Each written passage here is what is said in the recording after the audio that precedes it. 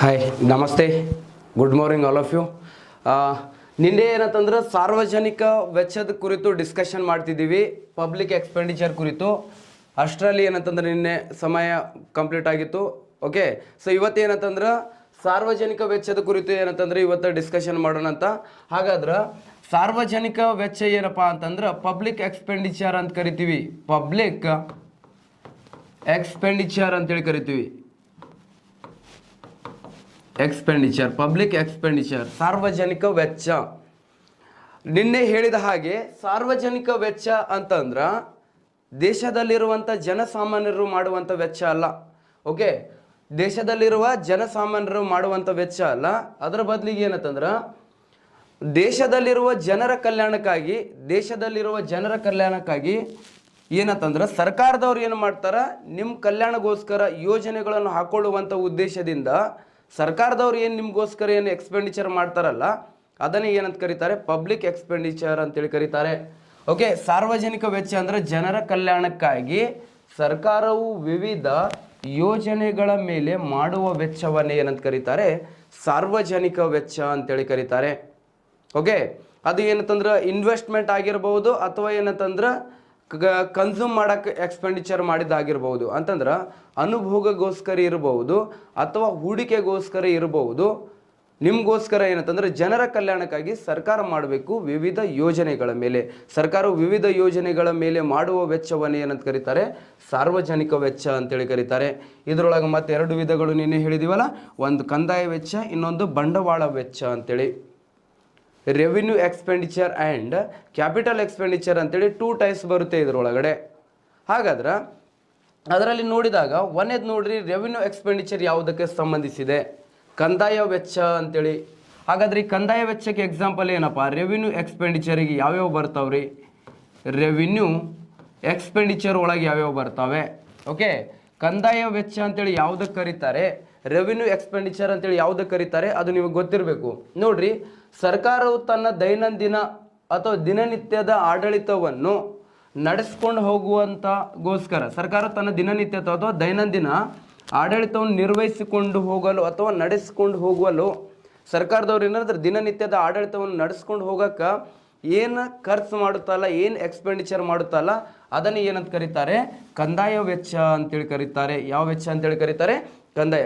Okay, ಜನರಿಗೋಸ್ಕರ ಸರ್ಕಾರ ಏನು ಮಾಡಬೇಕು, ಆಡಳಿತವನ್ನು ನಡೆಸ್ಕೊಂಡು ಹೋಗಬೇಕು ಅಂತಂದ್ರೆ ದಿನನಿತ್ಯದ ಆಡಳಿತ ನಡೆಸ್ಕೊಂಡು ಯಾವ ಥರ ಆಡಳಿತ ನಡೆಸ್ಕೊಂಡು ಹೋಗ್ತದೆ ನೋಡೋಣ ಅಂತ. ದಿನನಿತ್ಯದ ಆಡಳಿತವನ್ನು ನಡೆಸ್ಕೊಂಡು ಹೋಗಬೇಕು ಅಂತಂದ್ರೆ ಕೆಲವೊಂದು ಏನಂತಂದ್ರೆ ವೆಚ್ಚಗಳನ್ನು ಮಾಡುತ್ತೆ. ಯಾವ ಥರಪ್ಪ, ಎಕ್ಸಾಂಪಲ್ ಮೇಲೆ ನಿಮ್ಮ ಕ್ವಶನ್ ಕೇಳೋದ್ರಿ. ಓಕೆ, ಎಕ್ಸಾಂಪಲ್ ಮೇಲೆ ಎಷ್ಟು ಏನಂತಂದ್ರೆ ಕ್ವಶನ್ ಕೇಳ್ತಾರೆ, ರೆವಿನ್ಯೂ ಎಕ್ಸ್ಪೆಂಡಿಚರ್ ಯಾವುದು, ಕ್ಯಾಪಿಟಲ್ ಎಕ್ಸ್ಪೆಂಡಿಚರ್ ಯಾವುದು ಅಂತ ಕೇಳ್ತಾರೆ ನಿಮ್ಗೆ. ನೋಡ್ರಿ, ಸಬ್ಸಿಡಿಗಳ ಎಕ್ಸ್ಪೆಂಡಿಚರ್ IAS ಕೇಳಿರುವಂಥ ಕ್ವಶನ್, ಸಬ್ಸಿಡಿ ಎಕ್ಸ್ಪೆಂಡಿಚರ್ ಕ್ಯಾಪಿಟಲ್ ಆಗಿದೆನೋ ರೆವಿನ್ಯೂ ಎಕ್ಸ್ಪೆಂಡಿಚರ್ ಆಗಿದೆಯೋ ಅಂತೇಳಿ ಕೇಳಿದ್ದಾರೆ. ಸೊ ಅದಕ್ಕೆ ಏನಂತಂದ್ರೆ ನೋಡೋಣ ಎಕ್ಸಾಂಪಲ್ ಒಳಗೆ ಯಾವ್ಯಾವ ಬರ್ತಾವ್ರಿ ಇದ್ರೊಳಗಂತ. ರೈಟ್, ನೋಡಿ ಇಲ್ಲಿ ಉದಾಹರಣೆಗೆ ಯಾವ್ಯಾವ ಬರ್ತಾವ್ರಿ ರೆವಿನ್ಯೂ ಎಕ್ಸ್ಪೆಂಡಿಚರಿಗೆ. ನೋಡ್ರಿ, ಸರ್ಕಾರಿ ನೌಕರರಿಗೆ ನೀಡುವ ವೇತನದ ವೆಚ್ಚ. ಈ ಗೌರ್ಮೆಂಟ್ ಎಂಪ್ಲಾಯೀಸ್ಗಳು ಇರ್ತಾರೆ ಅಲ್ಲ, ಆಡಳಿತವನ್ನು ನಡೆಸ್ಕೊಂಡು ಹೋಗಬೇಕು ಅಂದರೆ ದಿನನಿತ್ಯದ ನಮ್ದು ಎಲ್ಲ ಆಡಳಿತ ವ್ಯವಸ್ಥೆಯನ್ನು ನಡೆಸ್ಕೊಂಡು ಹೋಗೋರು ಏನಂತಂದ್ರೆ ಎಂಪ್ಲಾಯೀಸ್ಗಳಾಗಿರ್ತಾರೆ. ಸೊ ಅಂಥ ಎಂಪ್ಲಾಯೀಸ್ಗಳಿಗೆ ಏನಂತಂದ್ರೆ ವೇತನವನ್ನು ನೀಡುವಾಗೋಸ್ಕರ ಸರ್ಕಾರ ಏನು ಎಕ್ಸ್ಪೆಂಡಿಚರ್ ಮಾಡುತ್ತೆ ಅಲ್ಲ ಅದನ್ನು ಕೂಡ ಏನಂತಂದ್ರೆ ನಾವು ಕಂದಾಯ ವೆಚ್ಚ ಅಂತೇಳಿನೇ ಕರಿತೀವಿ. ಅದಲ್ಲದೆ ಏನಂತಂದ್ರೆ ಸಬ್ಸಿಡಿಗಳ ವೆಚ್ಚ ರೀ. ಇದೇ ಆಲ್ರೆಡಿ ನಾನು ಹೇಳಿದ ಏನಂತಂದ್ರೆ ಇದೆ ನೋಡ್ರಿ, ಸಬ್ಸಿಡಿಗಳ ವೆಚ್ಚ. ಸಬ್ಸಿಡಿ ಮತ್ತು ಡಿಸ್ಕೌಂಟಿಗೆ ನಿಮ್ಗೆ ಏನಂತಂದ್ರೆ ವ್ಯತ್ಯಾಸ ಇರಬೇಕ್ರಿ. ಸಬ್ಸಿಡಿ ಯಾವುದಂತಾರೆ ಮತ್ತು ಡಿಸ್ಕೌಂಟ್ ಅಂತೇಳಿ ಯಾವ್ದು ಕರೀತಾರಂತೆ. ಓಕೆ, ಸಬ್ಸಿಡಿ ಅಂತಂದ್ರೆ ನಿಮ್ಗೆ ಏನಂತಂದ್ರೆ ಈಗ ಸಬ್ಸಿಡಿಗೆ ನೀವು ಹೇಳ್ಬೇಕಂದ್ರೆ ಮೊದಲು ಏನಂತಂದ್ರೆ ಗ್ಯಾಸ್ ಮೇಲೆ ಏನಂದ್ರೆ ಸಬ್ಸಿಡಿ ಕೊಡ್ತಿದ್ರು. ಈಗ ಸಬ್ಸಿಡಿ ಕೊಡೋದು ಪ್ರಮಾಣ ಏನಂತಂದ್ರೆ ನಿಲ್ಲಿಸಿದ್ದಾರೆ ಅದನ್ನು. ಓಕೆ, ಮತ್ತೇನಂದ್ರೆ ನೆಕ್ಸ್ಟ್ ಎಕನಾಮಿಕ್ ಇಯರಿಂದ ಕೊಡಬಹುದು. ಇದು ಗ್ಯಾಸ್ ಅಂತ ತಿಳ್ಕೊಳ್ರಿ. ಗ್ಯಾಸ್ ಮೇಲೆ ಏನಂತಂದ್ರೆ ಮೊದಲು ಸಬ್ಸಿಡಿಯನ್ನು ಕೊಡ್ತಿದ್ರು, ಇವಾಗಿಲ್ಲ, ಎಟ್ ಪ್ರೆಸೆಂಟ್ ಕೊಡ್ತಿಲ್ಲ, ನಿಲ್ಲಿಸ್ತಿದ್ದಾರೆ. ಇದು ಏನಂತಂದ್ರೆ ಗ್ಯಾಸ್ ಅಂತ ತಿಳ್ಕೊಳ್ರಿ. ನಮ್ದಂತೂ ಗ್ಯಾಸ್ ಮನ್ಯಾಗ ಹಿಂಗೆ ಅದಾವಪ್ಪ, ನಿಮ್ದು ಹೆಂಗೆ ಅದಾವ ಗೊತ್ತಿಲ್ಲ. ನೋಡ್ರಿ, ಇದು ಏನಂತಂದ್ರೆ ಗ್ಯಾಸ್ ಅಂತ ತಿಳ್ಕೊಳ್ರಿ. ಇದು ಮೇಲೆ ಇದು ಪ್ರೈಸ್ ಇರೋದು 910 ರೂಪಾಯಿ ಇರುತ್ತೆ. ಓಕೆ, 9-10 ರೂಪೀಸ್ ಕಟ್ಟಿ ಏನಂತಂದ್ರೆ ಗ್ಯಾಸ್ ತೊಗೊಂಡು ಬರ್ತೀರಿ ನೀವು. ಈ ಗ್ಯಾಸ್ ತೊಗೊಂಡು ಬರ್ತೀರಲ್ಲ ಅವಾಗ ಏನಂತಂದ್ರೆ ನೀವು ಬ್ಯಾಂಕ್ ಲಿಂಕನ್ನು ಕೊಟ್ಟಿರ್ತೀರಿ. ಅವಾಗ ಏನಂದ್ರೆ ಸಹಾಯಧನದ ರೂಪದಲ್ಲಿ ಗೌರ್ಮೆಂಟ್ದವ್ರು ನಿಮಗೆ ಏನು ಮಾಡ್ತಾರೆ, ಹೊಳ್ಳಿ ನಿಮ್ಮ ಅಕೌಂಟಿಗೆ ಏನಂದ್ರೆ 110 ರೂಪೀಸಿಗೆ ಏನು ಜಮಾ ಮಾಡ್ತಾರಲ್ಲ ಅದೇ ಏನಂತಂದ್ರೆ ಸಬ್ಸಿಡಿ ಅಂತೇಳಿ ಕರಿತೀವಿ. ಏನಂತ ಕರಿತೀವಿ? ಸಬ್ಸಿಡಿ. ಬಟ್ ಡಿಸ್ಕೌಂಟ್ ಅಂದ್ರೆ ಹಂಗಲ್ಲ. ಈಗ ಏನಂತಂದ್ರೆ ಗ್ಯಾಸಿನ ಬೆಲೆ ಏನಂತಂದ್ರೆ 1000 ರೂಪೀಸ್ ಇದೆ ಅಂತ ತಿಳ್ಕೊಳ್ರಿ. 1000 ರೂಪೀಸ್ ಇದೆ ಅಂತ ತಿಳ್ಕೊಳ್ರಿ. 1000 ರೂಪೀಸ್ ಇದ್ದಾಗ 10% ಡಿಸ್ಕೌಂಟ್ ಅಂದ್ರೆ ನೀವು ಏನು ಮಾಡಬೇಕು, 900 ಕಟ್ಟಿ ಅನ್ನೋದು ತೊಗೊಂಡು ಬಂದುಬಿಡಬೇಕು, ಹೊಳ್ಳಿ ಅಕೌಂಟಿಗೆ ಹಾಕಂಗಿಲ್ಲ. ಓಕೆ, ಸಹಾಯಧನದ ರೂಪದಲ್ಲಿ ಏನಂದ್ರೆ ನಿಮ್ಗೆ ಸಬ್ಸಿಡೀಸ್ಗಳನ್ನು ಕೊಡ್ತಾರೆ. ಈಗ ಮತ್ತೇನು ಯಾವುದೋ ಒಂದು ಏನಂತಂದ್ರೆ ನೀವು ಏನಂದ್ರೆ ಕುರಿ ದೊಡ್ಡಿಗಳ ನಿರ್ಮಾಣ ಮಾಡೋಕೆ ಏನಂತಂದ್ರೆ ಒಂದು 60 ಲಕ್ಷ ಏನಂತಂದ್ರೆ ಸಾಲ ತೊಗೊಂಡ್ರ ಅಂತ ತಿಳ್ಕೊಳ್ರಿ ಗೌರ್ಮೆಂಟಿಂದ. ಅವಾಗ ಏನಂದ್ರೆ ಸಾಲ ಕೊಟ್ಟಾರಲ್ಲ, ಮತ್ತು ಸಾಲ ತೊಗೊಂಡಿದ ನಂತರ ಅದಕ್ಕೊಂದು 40 ಲಕ್ಷ ಏನಂತಂದ್ರೆ ನಿಮಗೆ ಗೌರ್ಮೆಂಟ್ದವ್ರು ಸಬ್ಸಿಡಿ ಕೊಟ್ಬಿಡ್ತಾರೆ. 40 ಲಕ್ಷಕ್ಕೆ ಏನಂತಂದ್ರೆ ನೀವು ಏನು ಮಾಡೋಂಗಿಲ್ಲ, ಹೊಳ್ಳಿ ಏನಂತಂದ್ರೆ ಬ್ಯಾಂಕುಗಳಿಗೆ ಏನಂದ್ರೆ ಕಟ್ಟಂಗಿಲ್ಲ. 20 ಲಕ್ಷದ ಲೋನ್ ಮಾತ್ರ ಇರೋದು ನಿಮಗೆ. ಅದನ್ನು ರೇಟ್ ಆಫ್ ಇಂಟ್ರೆಸ್ಟ್ ಪ್ಲಸ್ ಅಸಲು ಕಟ್ಕೋತ ಹೋಗ್ಬಿಡ್ಬೇಕು. 40 ಲಕ್ಷ ಏನಂದ್ರೆ ಸಬ್ಸಿಡಿ ರೂಪದಲ್ಲಿ ನಿಮಗೆ ಸಹಾಯಧನದ ರೂಪದಲ್ಲಿ ಸರ್ಕಾರದವರೇ ಕಟ್ಟಿಬಿಡ್ತಾರೆ ಅದನ್ನು. ಓಕೆ, ಸಬ್ಸಿಡಿ ಎಕ್ಸ್ಪೆಂಡಿಚರ್ ಯಾವುದು ಅಂತಂದ್ರೆ ಇದು ಕೂಡ ರೆವಿನ್ಯೂ ಎಕ್ಸ್ಪೆಂಡಿಚರ್ ಆಗಿರುತ್ತೆ. ನೆಕ್ಸ್ಟ್ ಏನಂತಂದ್ರೆ ರಕ್ಷಣೆಗೆ ಸಂಬಂಧಿಸಿದ ವೆಚ್ಚ, ಡಿಫೆನ್ಸ್ ರಿಲೇಟೆಡ್ ಆಗಿರುವಂಥ ಎಕ್ಸ್ಪೆಂಡಿಚರ್. ಡಿಫೆನ್ಸಿಗೆ ರಿಲೇಟೆಡ್ ಆಗಿರುವಂಥ ಏನೇ ಎಕ್ಸ್ಪೆಂಡಿಚರ್ ಇದ್ರೂ ಕೂಡ, ಡಿಫೆನ್ಸ್ ರಿಲೇಟೆಡ್ ಆಗಿರುವಂಥ ಏನೇ ಎಕ್ಸ್ಪೆಂಡಿಚರ್ ಇದ್ರೂ ಕೂಡ ಅದು ಕೂಡ ಏನಂತಂದ್ರೆ ರೆವಿನ್ಯೂ ಎಕ್ಸ್ಪೆಂಡಿಚರ್ಗೆ ಸಂಬಂಧಪಟ್ಟಿದೆ. ಎಲ್ಲವೂ ಕೂಡ ಏನಂತಂದ್ರೆ ಕಂದಾಯ ವೆಚ್ಚಕ್ಕೆ ಸಂಬಂಧಿಸಿದೆ. ಇನ್ನು ವೃದ್ಧಾಪ್ಯ ವೇತನ ರೀ, ವೃದ್ಧಾಪ್ಯ ವೇತನ ಅಂತಂದ್ರೆ ಸಣ್ಣ ಸಣ್ಣ ಹುಡುಗರಿಗೆ ಕೊಡೋದು. ಓಕೆ, 1ನೇತಿಂದ 6ನೇತ ಹೋಗ್ತಾರಲ್ಲ ಅವ್ರಿಗೆ ಏನಂದ್ರೆ ವೃದ್ಧಾಪ್ಯ ವೇತನ ಕೊಡ್ತಾರೆ. ಓಕೆ, ಅದು ಏನಂತಂದ್ರೆ 60+ ಯಾರಾಗಿರ್ತಾರಲ್ಲ ಸಂಖ್ಯಾ, 70 ವರ್ಷಕ್ಕಿಂತ ಮೇಲ್ಪಟ್ಟವ್ರು ಯಾರಿರ್ತಾರಲ್ಲ ಅವರಿಗೆಲ್ಲ 60 ವರ್ಷಕ್ಕಿಂತ ಮೇಲ್ಪಟ್ಟವ್ರು ಏನಂದ್ರೆ ವೃದ್ಧಾಪ್ಯ ವೇತನಗೆ ಏನಂದ್ರೆ ಒಳಗಾಗಿರ್ತಾರೆ. ಬಟ್ ನಮ್ಮ ಮಂದಿ ಹಳ್ಳಿ ಒಳಗೆ ಏನಂತಂದ್ರೆ ಇನ್ನು 50 ಒಳಗೆ ಇರ್ತಾರ, ಮತ್ತೇನಾದ್ರು ವೃದ್ಧಾಪ್ಯ ವೇತನ ತೊಗೊಳ್ತಿರ್ತಾರೆ ಕೆಲವೊಬ್ರು. ಅದು ಏನಂತಂದ್ರೆ ನಮ್ಮ ಇಂಡಿಯಾ ಇದು, ನಿಮಗೆಲ್ರಿಗೂ ಗೊತ್ತಿರುವ ಹಾಗೆ. ನೆಕ್ಸ್ಟ್ ಏನಂತಂದ್ರೆ ಅಂಗವಿಕಲ ವೇತನ. ಯಾವ ವೇತನ? ಅಂಗವಿಕಲ ವೇತನ. ಓಕೆ, ಇದು ಕೂಡ ಏನಂತಂದ್ರೆ ಕಂದಾಯ ವೆಚ್ಚ ಒಳಗೆ. ಮತ್ತು ನಿಮಗೆ ಅಭಿವೃದ್ಧಿ ವೆಚ್ಚ ಮತ್ತು ಅಭಿವೃದ್ಧಿಯೇತರ ವೆಚ್ಚ ಅಂತೇಳಿ ಕೂಡ ಕೇಳ್ತಾರೆ ನಿಮಗೆ. ಡೆವಲಪ್ಮೆಂಟ್ ಎಕ್ಸ್ಪೆಂಡಿಚರ್ ಮತ್ತು ನಾನ್ ಡೆವಲಪ್ಮೆಂಟ್ ಎಕ್ಸ್ಪೆಂಡಿಚರ್ ಅಂತೇಳಿ ಕರೀತಾರೆ ನಿಮಗೆ. ಡೆವಲಪ್ಮೆಂಟ್ ಎಕ್ಸ್ಪೆಂಡಿಚರ್ ಎದ್ರೊಳಗೆ ಬರುತ್ತೆ ಮತ್ತು ನಾನ್ ಡೆವಲಪ್ಮೆಂಟ್ ಎಕ್ಸ್ಪೆಂಡಿಚರ್ ಎದ್ರೊಳಗೆ ಬರುತ್ತೆ ಅಂತೇಳಿ ಕೇಳ್ತಾರೆ ನಿಮಗೆ. ಓಕೆ, ಹಾಗಾದ್ರೆ ಅಂಗವಿಕಲ ವೇತನ, ವೃದ್ಧಾಪ್ಯ ವೇತನ ಇವೆಲ್ಲ ಡೆವಲಪ್ಮೆಂಟ್ ಒಳಗೆ ಬರಂಗಿಲ್ರಿ, ನಾನ್ ಡೆವಲಪ್ಮೆಂಟ್ ಎಕ್ಸ್ಪೆಂಡಿಚರ್ ಒಳಗೆ ಬರುತ್ತೆ ರೀ. ಹೇಳ್ರಿ ನೋಡೋಣ, ವೃದ್ಧಾಪ್ಯ ವೇತನ ಕೊಡ್ತಾರೆ ಸರ್. ಈಗ ಏನಂತಂದ್ರೆ 1,000-1,200 ರೂಪಾಯಿ ಕೊಡ್ತಾರೆ. ಈಗ 1000 ಕೊಡ್ತಿದ್ರು, ಈಗ 1,200 ರೂಪಾಯಿ ಕೊಡ್ತಾರೆ. 1,200 ರೂಪಾಯಿ ತೊಗೊಂಡು ಬುಡ್ಡಾಗಳು ಏನಂತಂದ್ರೆ ಮನೆ ಕಟ್ಟಿಸ್ಬಿಡ್ತಾರೇನ 90ಗೆ. ಮತ್ತೇನಂತಂದ್ರೆ ಚುಟ್ಟಾಗೆ ಸಾಲಂಗಿಲ್ಲ ಅವು, ಮತ್ತಿನ್ನು ಸಾಲ ಮಾಡ್ಕೊಂಡಿರ್ತಾರೆ ಅವರು. ಸೊ ಅದಕ್ಕೇನಂದ್ರೆ ಅದು ಡೆವಲಪ್ಮೆಂಟ್ ಎಕ್ಸ್ಪೆಂಡಿಚರ್ ಅಲ್ಲ, ನಾನ್ ಡೆವಲಪ್ಮೆಂಟ್ ಎಕ್ಸ್ಪೆಂಡಿಚರ್ ಅಂತೇಳಿ ಕರಿತೀವಿ. ಓಕೆ, ನೆಕ್ಸ್ಟ್ ಏನಂತಂದ್ರೆ ವಿದ್ಯಾರ್ಥಿನಿ ಅಂತ ನೋಡಿ. ವಿದ್ಯಾರ್ಥಿ ವೇತನ, ವಿದ್ಯಾರ್ಥಿನಿಯರಾಗಿರಲಿ ಅಥವಾ ವಿದ್ಯಾರ್ಥಿಯರಾಗಿರಲಿ ಯಾವುದೇ ವೇತನ ಆಗಿರಲಿ ಅದು ಏನಂತಂದ್ರೆ ಅದು ನಾನ್ ಡೆವಲಪ್ಮೆಂಟ್ ಎಕ್ಸ್ಪೆಂಡಿಚರ್ ಒಳಗೆ ಬರುತ್ತೆ. ಯಾವುದ್ರೊಳಗೆ ಬರುತ್ತೆ? ನಾನ್ ಡೆವಲಪ್ಮೆಂಟ್ ಎಕ್ಸ್ಪೆಂಡಿಚರ್ ಒಳಗೆ ಬರುವಂಥದ್ದು ವಿದ್ಯಾರ್ಥಿ ವೇತನ. ಓಕೆ, ವಿದ್ಯಾರ್ಥಿನಿಯರಿಗೆ ಅಷ್ಟೇ ಕೊಡಂಗಿಲ್ಲ, ವಿದ್ಯಾರ್ಥಿಗಳಿಗೂ ಕೊಡ್ತಾರೆ. ಸೊ ಅದಕ್ಕೇನಂತಂದ್ರೆ ಅದು ಕೂಡ ನಾನ್ ಡೆವಲಪ್ಮೆಂಟ್ ಎಕ್ಸ್ಪೆಂಡಿಚರ್ ಒಳಗೆ ಬರುವಂಥದ್ದು. ಯಾವ ಎಕ್ಸ್ಪೆಂಡಿಚರ್ ಒಳಗೆ ಬರುತ್ತೆ? ನಾನ್ ಡೆವಲಪ್ಮೆಂಟ್ ಎಕ್ಸ್ಪೆಂಡಿಚರ್ ಒಳಗೆ ಬರುವಂಥದ್ದು. ನೆಕ್ಸ್ಟ್ ಏನಂದ್ರೆ ವಿಧವಾ ವೇತನೆ. ಈಗ ಏನಂದ್ರೆ ಹೆಣ್ಣು ಸತ್ತಿದ ಗಂಡಗಳಿಗೆ ಕೊಡ್ತಾರಲ್ಲ, ಹೆಂಡತಿ ಸತ್ತಿದ ಗಂಡಗಳಿಗೆ ಕೊಡ್ತಾರೆ, ಗಂಡು ಸತ್ತಿದ ಹೆಂಡತಿಗಳಿಗೆ ಕೊಡ್ತಾರೋ. ಓಕೆ, ಇದು ಕೂಡ ಏನಂತಂದ್ರೆ ವಿಧವೆ ವೇತನ ಅಂತೇಳಿ. ಸೊ ಅದಕ್ಕೇನಂತಂದ್ರೆ ಅವ್ರಿಗೆ ಕೂಡ ಏನಂದ್ರೆ ಮಾಸಿಕವಾಗಿ ಕೊಡ್ತಿರ್ತಾರೆ. ಇದು ಕೂಡ ಏನಂತಾರೆ ನಿಮಗೆ ಗೊತ್ತಿರಬೇಕು.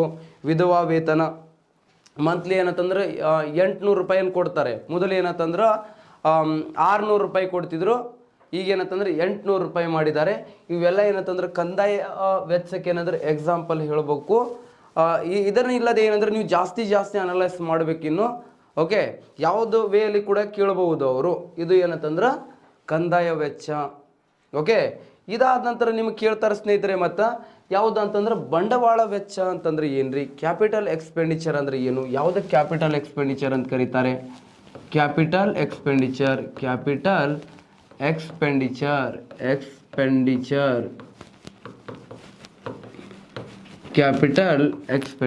ಯಾವುದು ಕ್ಯಾಪಿಟಲ್ ಎಕ್ಸ್ಪೆಂಡಿಚರ್ ಅಂತ ಕರೀತಾರೆ? ಬಂಡವಾಳ ವೆಚ್ಚ ಅಂತಂದ್ರೆ ಏನು ನೋಡ್ರಿ. ಸರ್ಕಾರಕ್ಕೆ ಶಾಶ್ವತವಾಗಿ ಆದಾಯವನ್ನು ನೀಡುವ ವಲಯಗಳ ಮೇಲೆ ಇದನ್ನು ಡೆವಲಪ್ಮೆಂಟ್ ಎಕ್ಸ್ಪೆಂಡಿಚರ್ ಅಂತೇಳಿ ಕೂಡ ಕರೀಬಹುದು. ಸರ್ಕಾರಕ್ಕೆ ಶಾಶ್ವತವಾಗಿ ಒನ್ ಟೈಮ್ ಇನ್ವೆಸ್ಟ್ಮೆಂಟ್ ಮಾಡಿದ ನಂತರ ಗೌರ್ಮೆಂಟಿಗೆ ಏನಂದ್ರೆ ಸತತವಾಗಿ ಅದರಿಂದ ಇನ್ಕಮ್ ಬರ್ತಿರಬೇಕು. ಅದನ್ನು ಏನಂತಂದ್ರೆ ಕ್ಯಾಪಿಟಲ್ ಎಕ್ಸ್ಪೆಂಡಿಚರ್ ಅಂತೇಳಿ ಕರೀತಾರೆ. ಒನ್ ಟೈಮ್ ಏನಂತಂದ್ರೆ ಗೌರ್ಮೆಂಟ್ದವ್ರು ಏನು ಎಕ್ಸ್ಪೆಂಡಿಚರ್ ಮಾಡಿಬಿಟ್ರಲ್ಲ, ಎಕ್ಸ್ಪೆಂಡಿಚರ್ ಮಾಡಿದ ನಂತರ ಏನಂದ್ರೆ ಸತತವಾಗಿ ಅದರಿಂದ ಇನ್ಕಮ್ ಬರ್ತಿರಬೇಕು. ಯಾವ ಥರ ಅಂತೇಳಿ ಎಕ್ಸಾಂಪಲ್ ನೋಡ್ರಿ ಇಲ್ಲಿ, ಸರ್ಕಾರಕ್ಕೆ ಶಾಶ್ವತವಾಗಿ ಆದಾಯವನ್ನು ನೀಡುವ ವಲಯದ ಮೇಲೆ ಮಾಡುವ ವೆಚ್ಚವನ್ನೇ ಏನಂತ ಕರೀತಾರೆ, ಬಂಡವಾಳ ವೆಚ್ಚ ಅಂತೇಳಿ ಕರೀತಾರೆ. ಯಾವ ಥರ ನೋಡ್ರಿ ಇಲ್ಲಿ, ರಸ್ತೆಗಳ ನಿರ್ಮಾಣ ವೆಚ್ಚ, ಹೊಸ ರಸ್ತೆಗಳು. ಈಗ ನಮ್ಮ ಹುಬ್ಬಳ್ಳಿ ಧಾರವಾಡಲ್ಲಿ ನೋಡ್ರಿ 2012ವರೆಗೆ ನೋಡ್ರಿ ಇಲ್ಲಿ 2012ರವರೆಗೆ ನಮಗೇನಂತಂದ್ರೆ ಹುಬ್ಬಳ್ಳಿ ಧಾರವಾಡ ನಡುವೆ ಏನಂದ್ರೆ ಒಂದು ಸಿಂಗಲ್ ರೋಡ್ ಇತ್ತು ಅಂತಂದ್ರೆ, ಅವಾಗ ಏನಂತಂದ್ರೆ ಸಿಂಗಲ್ ರೋಡ್ ಇತ್ತು ಹುಬ್ಬಳ್ಳಿ ಧಾರವಾಡ ಮಧ್ಯೆ. ಮತ್ತೇನಂತಂದ್ರೆ ನಡು ಏನಂತಂದ್ರೆ ಗಿಡ ಏನಿರಲಿಲ್ಲ, ಸೈಡಿಗೆ ಏನಂತಂದ್ರೆ ದೊಡ್ಡ ಗಿಡಗಳು ಇದ್ದವು ಫುಲ್. ನಮ್ಮ BRTC ಬಸ್ ಏನು ಬಂತಲ್ಲ, BRTC ಬಸ್ ಏನಂತಂದ್ರೆ ಅದು ಚಿಗರಿ ಬಸ್ ಅಂತ ಹೇಳ್ತೀವಲ್ಲ, BRTC ಬಂದಿದೆ ನಮ್ಮ ಹುಬ್ಬಳ್ಳಿ ಧಾರವಾಡಲ್ಲಿ. ಚಿಗರಿ ಬಸ್ ಏನಂತಂದ್ರೆ ಅದು ಏನಂತಂದ್ರೆ ಯೋಜನೆ ಬಂದಿದ್ದು 2011-12ಅಲ್ಲಿ. 2011-12ಅಲ್ಲಿ ಏನಂತಂದ್ರೆ ಈ ಯೋಜನೆ ಬಂತು. ಅವಾಗಿಂದ ಏನಂತಂದ್ರೆ 2011-12ಲಿಂದ ಅಪ್ ಟು 2018 ನವೆಂಬರ್ 1ಕ್ಕೆ ಏನಂತಂದ್ರೆ ಫಸ್ಟ್ ಚಿಗರಿ ಪಾವು ಅಂತೇಳಿ ಬಂತು. ಅಲ್ಲಿ ಮಟ್ಟ ಏನು ಎಕ್ಸ್ಪೆಂಡಿಚರ್ ಮಾಡಿದ್ರಲ್ಲ, ಅದನ್ನೆಲ್ಲ ರಸ್ತೆಗಳ ನಿರ್ಮಾಣ ಮಾಡ್ಬೇಕಂದ್ರೆ ವೆಚ್ಚ ಮಾಡಿದರು. ಅದು ಅಭಿವೃದ್ಧಿಯ ಸಂಕೇತ ವೆಚ್ಚ, ಅದು ಡೆವಲಪ್ಮೆಂಟ್ ಅಂತ ಕರಿತೀವಿ. One time expenditure. ಇದು ರೋಡ್ ಮಾಡೋಕೆ ಏನಾದರೂ ವೆಚ್ಚ ಮಾಡಿದ್ರು. ಈಗ ಸತತವಾಗಿ ಏನಂತಂದ್ರೆ ಚಿಗರಿ ಬಸ್ಸಿಂದ ಏನು ಬರುತ್ತೆ, ಈಗ ಗೌರ್ಮೆಂಟಿಗೆ ಇನ್ಕಮ್ ಬರುತ್ತೆ ಅಲ್ಲ, ಸೊ ಒನ್ ಟೈಮ್ ಎಕ್ಸ್ಪೆಂಡಿಚರ್ ಆಗುತ್ತೆ. ಇದು ಕೂಡ ಕ್ಯಾಪಿಟಲ್ ಎಕ್ಸ್ಪೆಂಡಿಚರ್ ಒಳಗೆ ಬರುತ್ತೆ. ನೆಕ್ಸ್ಟ್ ಏನಂದ್ರೆ ಹೊಸ ರೈಲ್ವೆ ಹಳಿಗಳ ನಿರ್ಮಾಣದ ವೆಚ್ಚ. ಈ ರೈಲ್ವೆ ಹಳಿಗಳನ್ನು ಹಾಕ್ತಾರಲ್ರಿ, ರೈಲ್ವೆ ಹಳಿಗಳನ್ನು ಹಾಕ್ಬೇಕಂತಂದ್ರೆ ಫಸ್ಟ್ ಎಕ್ಸ್ಪೆಂಡಿಚರ್ ಮಾಡ್ತಾರೆ. ಹೇಳ್ಬೇಕಂದ್ರೆ ಎಕ್ಸಾಂಪಲ್ ಕಲಬುರ್ಗಿ ಬೀದರ್ ಮಂದಿಗೆ ಅರ್ಥ ಆಗ್ತಿತ್ತು ನಿಮಗೆ. ಕಲಬುರ್ಗಿ ಮತ್ತು ಬೀದರ್ ನಡುವೆ, ಕಲಬುರ್ಗಿ ಬೀದರ್ ನಡುವೆ ಏನಂತಂದ್ರೆ ರೈಲ್ವೆ ಹಳಿ ಇರಲಿಲ್ಲ. ಕಲಬುರ್ಗಿ ಬೀದರ್ ನಡುವೆ ಏನಂತಂದ್ರೆ ರೈಲ್ವೆ ಹಳಿ ಇರಲಿಲ್ಲ. ಎಲ್ಲಿವರೆಗೆ? 2018ಗೆ ಏನಂತಂದ್ರೆ ಮೋದಿಯವ್ರು ಬಂದಿರಂದ್ರೆ ಉದ್ಘಾಟನೆ ಮಾಡಿದರು. ಅದಕ್ಕೆ ರೈಲ್ವೆ ಹಳಿ ನಿರ್ಮಾಣ ಮಾಡಬೇಕು ಅಂತಂದ್ರೆ ಅದಕ್ಕೆ ಭಾಳಷ್ಟು ಎಕ್ಸ್ಪೆಂಡಿಚರ್ ಮಾಡಬೇಕಾಗುತ್ತೆ ಸ್ನೇಹಿತರೆ, ಭಾಳಷ್ಟು ಎಕ್ಸ್ಪೆಂಡಿಚರ್ ಮಾಡಬೇಕಾಗ್ತದೆ. ಆಮೇಲೆ ಸತತವಾಗಿ ಅದರಿಂದ ಇನ್ಕಮ್ ಬರ್ತಾ ಇರ್ತದೆ. ಓಕೆ, ಕಂಟಿನ್ಯೂ ಏನಂದ್ರೆ ಇನ್ಕಮ್ ಬರುವಂಥದ್ದು.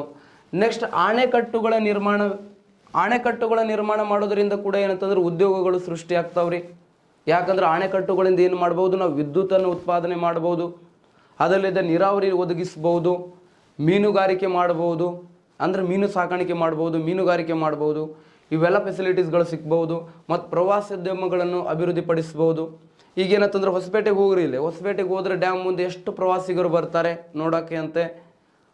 ಟೂರಿಸಂ ಡಿಪಾರ್ಟ್ಮೆಂಟ್ ಅಭಿವೃದ್ಧಿ ಆಗ್ತದೆ. ಡೆವಲಪ್ಮೆಂಟ್ ಸಂಕೇತ ಅಂತೇಳಿ ಹೇಳ್ಬೋದು, ಅದನ್ನು ಅಭಿವೃದ್ಧಿಯ ಸಂಕೇತ ಅಂತೇಳಿ ಹೇಳಲಾಗ್ತದೆ.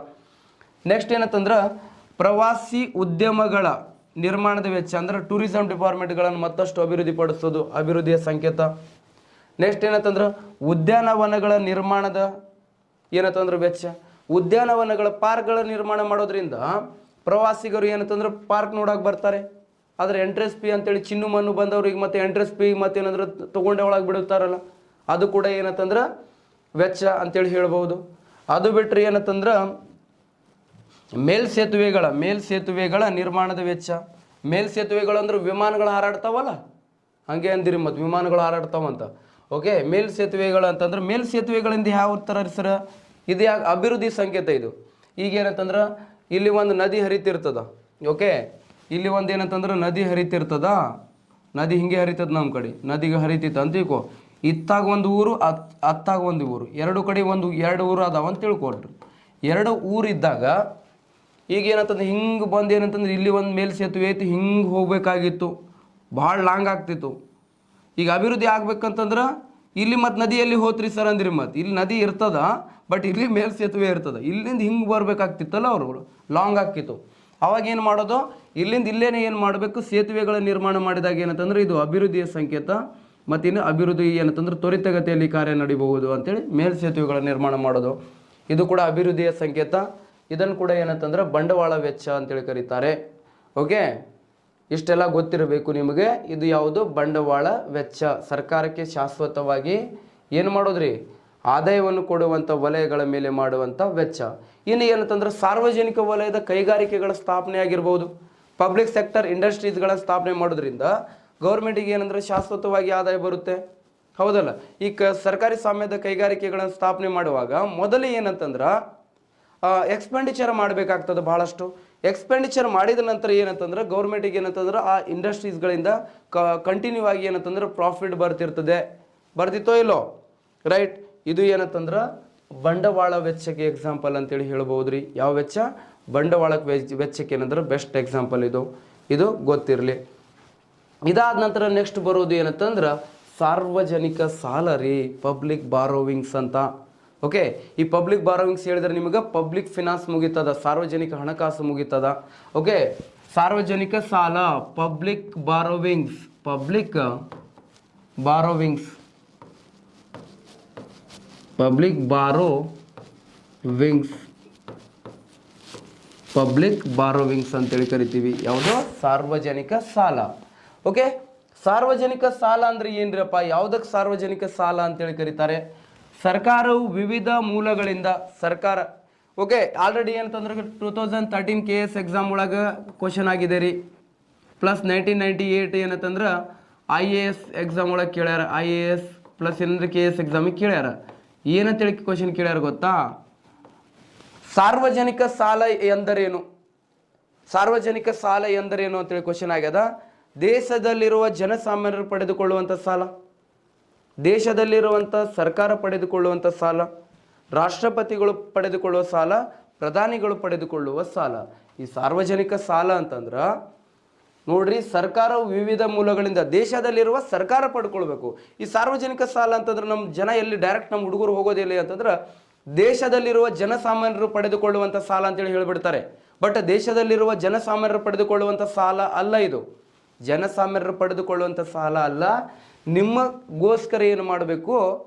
ಸರ್ಕಾರವು ಏನು ಮಾಡಬೇಕು? ವಿವಿಧ ಮೂಲಗಳಿಂದ ಪಡೆದುಕೊಳ್ಳುವ ಸಾಲವನ್ನು ಏನಂತ ಕರೀತಾರೆ?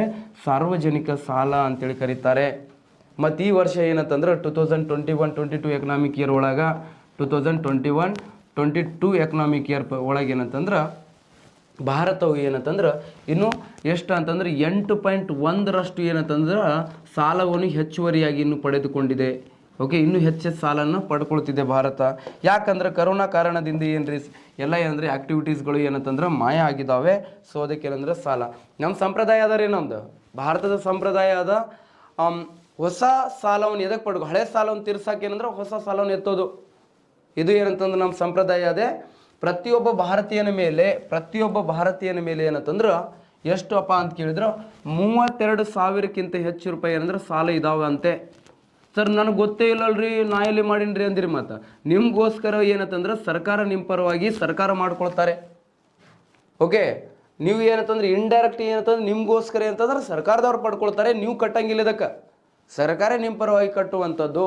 ಓಕೆ, ನಾವು ಏನಂತಂದ್ರೆ ಪ್ರತಿ ವರ್ಷ ಏನಂತಂದ್ರೆ ನಾವು ನಮ್ಮ ಬಜೆಟಲ್ಲಿ ಮೋರ್ ದೆನ್ ಏನಂತಂದ್ರೆ 15 to 20% ಏನಂತಂದ್ರೆ ನಾವು ಏನಂದ್ರೆ ಬಡ್ಡಿ ಕಟ್ತೀವಿ ರೀ. ಬೇರೆ ಬೇರೆ ದೇಶಕ್ಕೆ ಏನಂದ್ರೆ ಬಡ್ಡಿ ಕಟ್ತೀವಿ ರೀ ನಾವು ಬಜೆಟ್ ಒಳಗೆ. ಲಾಸ್ಟ್ ಬಜೆಟ್ ಒಳಗೆ 21 ರೂಪಾಯಿ ಕಟ್ಟೀವಿ ರೀ, 20 ರೂಪಾಯಿ ಕಟ್ಟೀವಿ. ಈ ಸಲನೂ ಏನಂತಂದ್ರೆ ಬಡ್ಡಿನೇ ಏನಂತಂದ್ರೆ 19ರಿಂದ 20 ರೂಪಾಯಿ ಕಟ್ಟೀವಿ ಈ ಸಲನೂ. ಸೊ ಅಷ್ಟೇನಂತಂದ್ರೆ ಎವ್ರಿ 100 ರೂಪಾಯಿ ಒಳಗೆ ಅಷ್ಟು ಅನ್ನತ್ತಿದ್ದು ನಾನು ಪರ್ಸೆಂಟೇಜಲ್ಲಿ ನೋಡಿದ್ರೆ. ಓಕೆ, ಹಾಗಾದ್ರೆ ಸಾರ್ವಜನಿಕ ವೆಚ್ಚದಲ್ಲಿ ಮತ್ತೆ 2 ವಿಧಗಳು ಬರ್ತಾವ್ರಿ. ಓಕೆ, ಆಂತರಿಕ ಸಾಲ ಮತ್ತು ಬಾಹ್ಯ ಸಾಲ ಅಂತೇಳಿ ಬರುತ್ತೆ. ಓಕೆ, ಇಂಟರ್ನಲ್ ಬಾರೋವಿಂಗ್ಸ್ ಮತ್ತು ಎಕ್ಸ್ಟರ್ನಲ್ ಬಾರೋವಿಂಗ್ಸ್ ಅಂತೇಳಿ ಬರುತ್ತೆ. Internal borrowings. ಇನ್ನೊಂದು ಯಾವ್ದು ಬರುತ್ತೆ ಅಂದರೆ ಎಕ್ಸ್ಟರ್ನಲ್ ಬಾರೋವಿಂಗ್ಸ್ ಅಂತೇಳಿ ಬರುತ್ತೆ. ಯಾವುದು?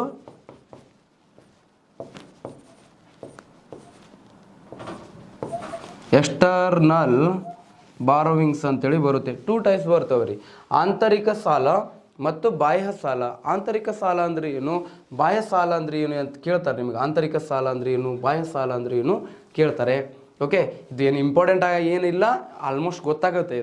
ಇದರೊಳಗೆ ಆನ್ಸರ್ ಇದೆ ರೀ. ನೋಡ್ರಿ ಇಲ್ಲಿ ಆಂತರಿಕ ಸಾಲ ಅಂತಂದ್ರೆ ಯಾವುದೇ ಒಂದು ದೇಶದ ಭೌಗೋಳಿಕ ಗಡಿ ರೇಖೆ ಒಳಗಡೆ, ಇದು ನಮ್ಮ ಭಾರತ ಅಂತ ತಿಳ್ಕೊಳ್ರಿ, ಚಿಕ್ಕದಾಗಿರುವಂಥ ಭಾರತ ಅಂತ ತಿಳ್ಕೊಳ್ರಿ. ಇದು ನಮ್ಮ ಭಾರತ. ಈ ನಮ್ಮ ಭಾರತದ ಏನಪ್ಪ ಅಂತಂದ್ರೆ ನಮ್ಮ ಭೌಗೋಳಿಕ ಗಡಿ ರೇಖೆ ಒಳಗೆ ನಾವೇನು ಸಾಲ ತಗೊಳ್ತೀವಲ್ಲ ಅದನ್ನೇ ಏನಂತ ಕರೀತಾರೆ? ಇದು ನಮ್ಮ ಜಿಯೋಗ್ರಾಫಿಕ್ ಏರಿಯಾ. ಇದರ ಒಳಗಡೆ ನಾವೇನು ಮಾಡಬೇಕು? ವಿವಿಧ ಮೂಲಗಳಿಂದ ಸಾಲ ತಗೊಂಡ್ರೆ ಅದು ಆಂತರಿಕ ಸಾಲ. ಭಾರತ ಏನು ಮಾಡಬೇಕು? ದೇಶದ ಒಳಗಡೆ ತಗೊಳ್ಬೇಕ್ರಿ. ಯಾವ್ಯಾವ ಮೂಲಗಳಿಂದ ರೀ ಅಂತಂದ್ರೆ ಆಂತರಿಕ ಸಾಲ ಇಂಟರ್ನಲ್ ಬಾರೋವಿಂಗ್ಸ್ ಅಂತೇಳಿ ಕರಿತೀವಿ. ಎಲ್ಲಿಂದ ತಗೊಳ್ತಿದ್ರಿ ಅಂತಂದ್ರೆ LICಯಿಂದ ತಗೊಳ್ತಿದ್ರಿ. LIC ಸ್ಥಾಪನೆ ಆಗಿದ್ದು 1956 ಸೆಪ್ಟೆಂಬರ್ 1ಕ್ಕೆ ಸ್ಥಾಪನೆ ಆಗಿದೆ ರೀ. ಸೆಪ್ಟೆಂಬರ್ 1ಕ್ಕೆ ಸ್ಥಾಪನೆ ಆಗಿದೆ. LIC ಇಂದ ತಗೊಳ್ತಾರೆ. LIC ಕೇಂದ್ರ ಕಚೇರಿ ಬಂದ್ಬಿಟ್ರಿ ಎಲ್ಲಿ ಬರುತ್ತೆ ಅಂತಂದು ಕೇಳಿದ್ರೆ ಮುಂಬೈ ಒಳಗೆ ಬರುತ್ತೆ. ಎಲ್ಲಿ? ಮುಂಬೈ ಒಳಗೆ ಏನಂತಂದ್ರೆ LIC ಕೇಂದ್ರ ಕಚೇರಿ ಕಂಡು ಬರುತ್ತೆ.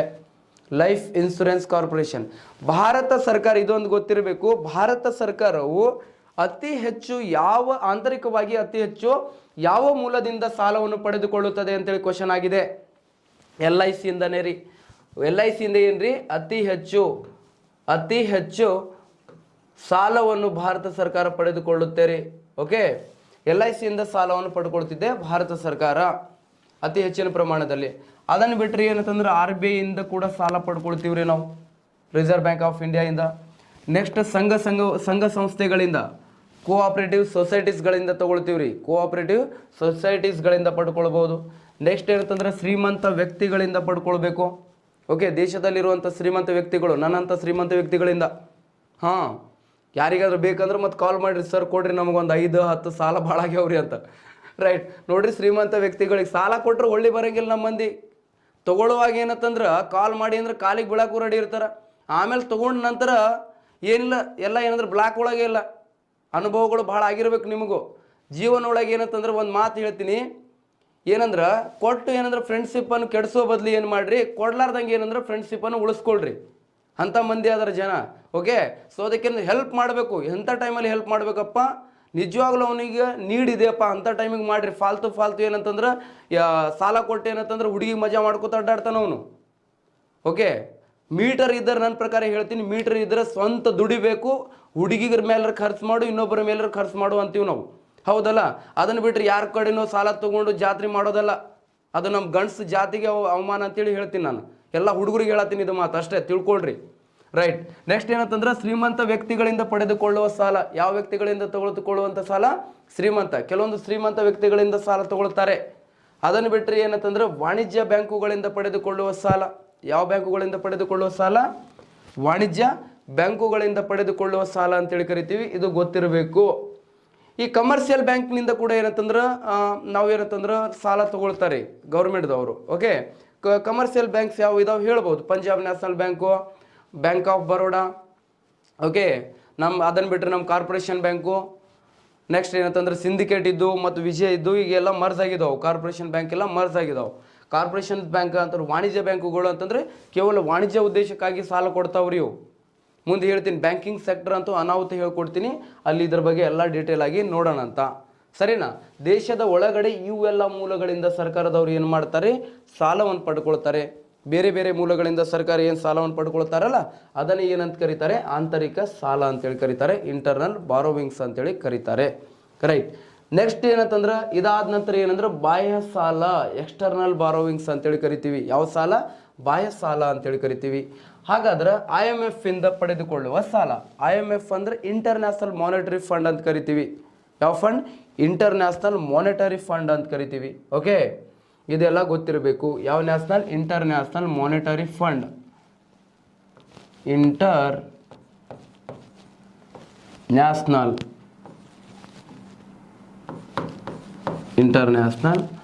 Monetary fund. International monetary fund ಅಂತ ಕರಿತೀವಿ. ಮತ್ತು ಇಂಡಿಯನ್ ಮಾನಿಟರಿ ಫಂಡ್ ಅಂದಿರಿ. ಮತ್ತು ಹಾಗಾದ್ರೆ ಈ IMF ನೆಕ್ಸ್ಟ್ ಎರಡನೇದು ಯಾವುದು ಅಂತಂದ್ರೆ ವಿಶ್ವ ಬ್ಯಾಂಕು. IMF ಮತ್ತು ವಿಶ್ವ ಬ್ಯಾಂಕ್ ಎರಡನ್ನು ಏನಂತಂದ್ರೆ ಟ್ವಿನ್ಸ್ ಆರ್ಗನೈಸೇಷನ್ ಅಂತ ಕರಿತೀವಿ. ಅವಳಿ ಸಂಸ್ಥೆಗಳು ಅಂತೇಳಿ ಕರಿತೀವಿ ರೀ. ಅವಳಿ ಸಂಸ್ಥೆಗಳು ಅಂತೇಳಿ ಕರೀತಾರೆ. ಸಂಸ್ಥೆಗಳು IMF ಮತ್ತು ವಿಶ್ವ ಬ್ಯಾಂಕನ್ನು ಯಾವ ಸಂಸ್ಥೆಗಳು ಅಂತ ಕರೀತಾರೆ?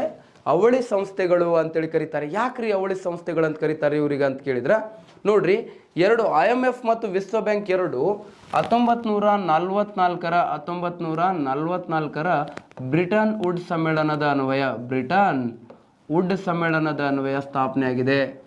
ಯಾವುದು? IMF ಮತ್ತು ವಿಶ್ವ ಬ್ಯಾಂಕ್ ಎರಡು ಕೂಡ ಏನಂದ್ರೆ 1944ರ ಯಾವ ಸಮ್ಮೇಳನದ ಅನ್ವಯ? ಬ್ರಿಟನ್ ವುಡ್ ಸಮ್ಮೇಳನದ ಅನ್ವಯ ಏನಂತಂದ್ರೆ ಸ್ಥಾಪನೆ ಆಗಿದವ್ರು ಎರಡು. ಹಾಗಾದ್ರೆ ಇವು ಎರಡು IMF ಮತ್ತು ವಿಶ್ವ ಬ್ಯಾಂಕಿನ ಕೇಂದ್ರ ಕಚೇರಿ ಇರೋದ್ರಿ ವಾಷಿಂಗ್ಟನ್ನ DC ಒಳಗಿದೆ ರೀ. ವಾಷಿಂಗ್ಟನ್ನ DC ಒಳಗೆ. ಓಕೆ, ಡಿಸ್ಟ್ರಿಕ್ಟ್ ಆಫ್ ಕೊಲಂಬಿಯಾ, ಇದು ಕ್ಯಾಲಿಫೋರ್ನಿಯಾ ಅಲ್ಲ. ಓಕೆ, ಇದು ಗೊತ್ತಿರಬೇಕು ನಿಮಗೆ, ಸರಿನಾ? ಹಾಗಾದ್ರೆ ವಾಷಿಂಗ್ಟನ್ನ DC ಒಳಗೆ ಏನಂತಂದ್ರೆ ಕೇಂದ್ರ ಕಚೇರಿ ಕಂಡು ಬರುತ್ತೆ.